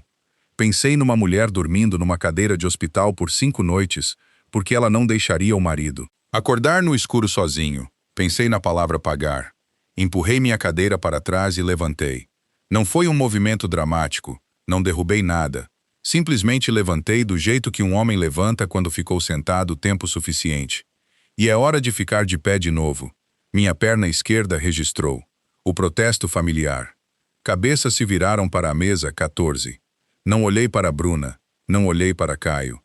Olhei para Dora, que ainda estava sentada, ainda segurando meu pulso, os olhos dela subindo para encontrar os meus com uma pergunta neles. Eu disse, vamos para casa. Ela segurou meu olhar por um segundo. Depois soltou meu pulso, colocou as duas palmas na mesa e levantou ao meu lado com a dignidade tranquila de uma mulher que não tem nada a provar para essa sala ou qualquer outra. Raul e Betty levantaram simultaneamente. Sem uma palavra, sem um sinal. Eles simplesmente levantaram porque é isso que você faz quando é vizinho de alguém por 35 anos. E vocês vieram a um lugar como esse juntos. Peguei a pequena bolsa dela do encosto da cadeira e entreguei para ela. Ela pegou. Ofereci meu braço. Ela pegou também. Virei em direção a Geraldo Marchetti, que ainda estava de pé perto da plataforma com as mãos nos bolsos e uma expressão que tinha envelhecido 10 anos nos últimos 20 minutos. Acenei para ele. Nem calorosamente, nem friamente. Simplesmente o aceno de um homem reconhecendo o outro. Obrigado por ler o caderno, eu disse. Ele abriu a boca. Depois fechou. Depois acenou de volta. Caminhamos em direção à saída. O salão não se abriu dramaticamente para nós. As pessoas se moveram nas cadeiras, viraram a cabeça. Criaram espaço do jeito. Natural de multidões respondendo. Ao movimento acontecendo. A caminhada da mesa 14 até as portas principais do espaço Jardim Colonial era talvez 12 metros. Minha perna esquerda fez o que fazia. Não apressei e não desacelerei. A mão do Raul pousou no meu ombro. Quando chegamos à porta, uma pressão firme e breve. Ali, e depois foi embora, o tipo de contato que não precisa de explicação entre homens que se conhecem desde. Aos tempos do governo Geisel atrás de nós, ouvi a voz de Bruna começar de novo. Mais alta agora, menos controlada. Caio fala alguma coisa, diz para eles. E então, a porta principal se fechou atrás de nós, e a voz dela sumiu. E só restou o ar frio de dezembro em Tiradentes. E a quietude da rua direita. E o braço de Dora no meu. Ela não falou até chegarmos ao carro. Então ela parou ao lado da porta do passageiro e virou. Para mim, e os olhos dela estavam molhados agora. Finalmente as lágrimas que ela vinha segurando desde o momento que Geraldo Marchetti riu naquela entrada. E ela pressionou as duas mãos contra meu peito, sobre o bolso onde eu carreguei o caderno dela por 2 semanas. E ela disse numa voz tão baixa que tive que me inclinar para ouvir. Você guardou seguro, Enio? Cobri as mãos dela com as minhas. Você guardou seguro, eu? Disse por 22 anos. Voltamos para a Rua dos Ipês às 23h47 daquela noite. Sei a hora exata, porque olhei o relógio do painel quando estacionei na garagem. Do jeito que sempre confiro o relógio quando chego de algum lugar difícil. Como se saber o momento preciso do retorno desse ao retorno mais peso. A casa estava escura. O ipê no quintal do Raul estava parado, o ar de dezembro, finalmente frio. Suficiente para ter um fio afiado. A luz da varanda do Raul estava acesa. Estava sempre acesa. Eu tinha achado aquilo firmando todo dia, e achei firmando agora, e fui grato pelo tipo de conforto que não exige explicação. Raul e Betty estavam sentados nas 2 cadeiras de madeira na nossa varanda da frente. Raul estava de casaco e com as mãos ao redor de uma garrafa térmica. Betty tinha um cobertor sobre os joelhos. E 2 canecas ficavam na mesinha entre as cadeiras. Eles tinham voltado separados, chegaram antes de nós, e simplesmente sentaram para esperar. Não havia nenhuma expressão particular no rosto de nenhum dos dois. Não pena, não satisfação, não a alegria cuidadosa de pessoas que querem que você saiba que estão ali por você. Só 2 pessoas velhas, sentadas numa varanda no escuro, porque os amigos deles estavam voltando para casa. E eles não queriam que a varanda ficasse vazia. Dora olhou para eles pelo para-brisa e pressionou os dedos sobre a boca. Ela disse só essa palavra. Saímos do carro. Betty serviu o chá sem que ninguém pedisse. Ela tinha trazido a garrafa térmica da cozinha deles, camomila do tipo que guardava no armário. E sentamos na varanda todos os 4 e bebemos chá naquela noite de dezembro. E não falamos muito. Porque não havia nada que precisasse ser dito, que o simples sentar juntos não dissesse melhor depois de um tempo. Raul olhou para mim e disse, você está bem. Chegando lá, eu disse, ficou nisso, foi o suficiente. Eles ficaram até 1 da manhã. Quando foram embora, Betty abraçou Dora por um longo tempo e não disse nada, o que foi exatamente certo. Raul apertou minha mão e segurou por 1 segundo a mais. Depois, eles atravessaram a divisa e a luz da varanda deles acendeu dentro, e eu e Dora fomos dormir. Nas semanas seguintes, as coisas se assentaram do jeito que as coisas sempre se assentam. Não com perfeição, não sem custo, mas com a gravidade particular das coisas, encontrando seu nível verdadeiro. Geraldo Marchetti ligou numa terça, 3 dias depois do casamento. Ele pediu para falar comigo especificamente.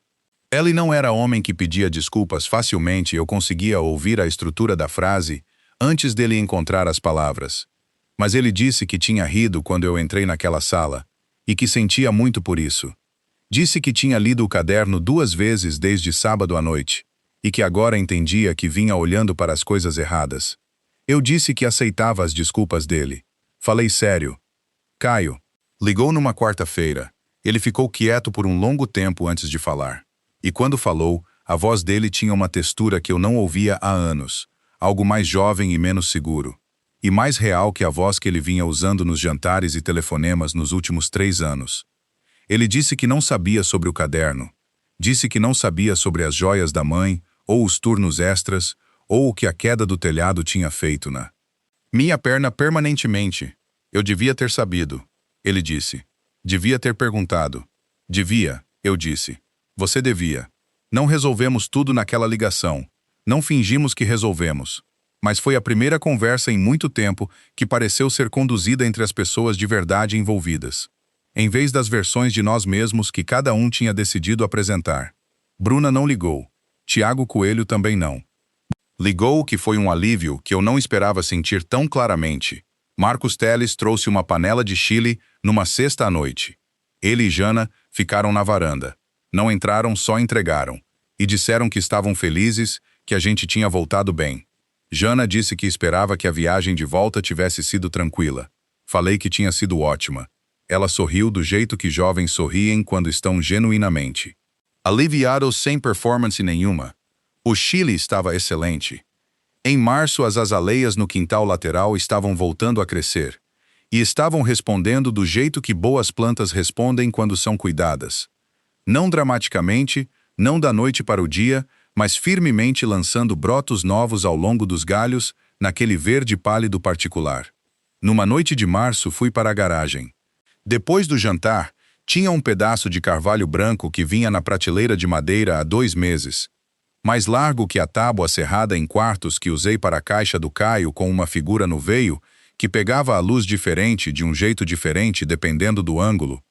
Eu vinha pensando no que fazer com ela desde janeiro, e finalmente tinha decidido, tirei da prateleira e coloquei na bancada.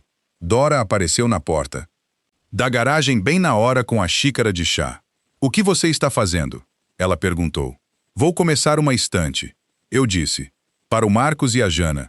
Eles comentaram que precisavam de outra. Ela olhou para a tábua de carvalho branco.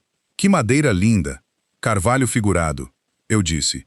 "O padrão do veio vem dos raios medulares. O jeito que a luz pega as células quando a madeira é cortada no ângulo certo." Passei a mão pela superfície. "Demora mais para achar uma tábua com esse tipo de figura. Vale a pena." Dora veio e ficou ao meu lado na bancada e olhou para a tábua. Do jeito que olhou para o carvalho cerrado em quartos em novembro. Com aquela apreciação quieta de uma mulher que passou 40 anos vendo um homem amar seu trabalho. "Enio," ela disse. "Oi, fico feliz que fomos." Peguei meu calibre de marcação. Minha perna esquerda estava confortável naquela. Noite o frio tinha passado e a articulação estava cooperando do jeito que às vezes fazia. Em noites quentes de primavera no Paraná, eu também. Eu disse, ajustei o calibre para minha medida, pressionei contra a borda da tábua e tracei a primeira linha. A garagem cheirava a serragem e óleo de madeira. E o calor seco particular que tinha sido o cheiro da minha vida de trabalho por 38 anos. Lá fora pela janelinha alta. O céu de março ia do azul pálido para o azul mais fundo do começo da noite. A luz da varanda do Raul ia acender às 19 horas. Sempre acendia. Meu nome é Eugênio Reis. Tenho 68 anos. Construí coisas por 38 anos. E ainda estou construindo coisas. E tenho uma esposa que guardou um caderninho azul por 22 anos. Sem me contar vizinhos que sentam nas varandas em dezembro sem serem chamados. E um filho que está aprendendo devagar o que significa olhar para as pessoas na sua frente. Isso não é tudo. Mas hoje à noite, nesta garagem, com esse pedaço de carvalho figurado na bancada e Dora ao meu lado com o chá dela, isso é suficiente. As pessoas me perguntam o que eu teria feito diferente. Sinceramente, eu teria falado antes, esperei demais, engoli demais e chamei isso de paciência, quando na verdade era medo.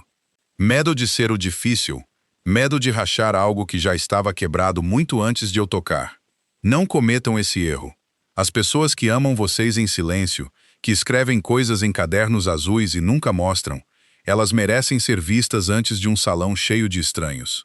Não sou homem que fala de fé facilmente, mas vou dizer isso uma vez. Acredito que Deus colocou o Raul e a Beth naquela rua há 35 anos, por um motivo. E acredito que Ele colocou o Marcos e a Jana lá 14 meses atrás, por um motivo também. Algumas coisas não são coincidência. Algumas coisas são só graça, chegando na forma de vizinhos, que aparecem com garrafas térmicas e panelas de chile. E nenhuma explicação necessária. Se essa história chegou até você hoje à noite, talvez tenha chegado por um motivo também: entretenimento. Elas são espelhos. E essa história de vingança não terminou com punição. Terminou com um pedaço de carvalho figurado numa bancada e uma mulher parada ao meu lado dizendo que ficou feliz de termos ido. Essa é a única vingança que vale a pena ter. O tipo que devolve sua vida para você. Se algo nessa história tocou você, deixem um comentário abaixo, compartilhem com alguém que precisa ouvir isso. E se inscrevam para não perder o que vem a seguir. Obrigado por ficarem até o final. Isso significa mais do que vocês imaginam. O conteúdo de histórias de família e vingança neste canal contém elementos fictícios criados para reflexão e entretenimento. Se esse tipo de narrativa não é para você, respeitamos completamente. Sintam-se livres para explorar outro conteúdo, que combine melhor com vocês.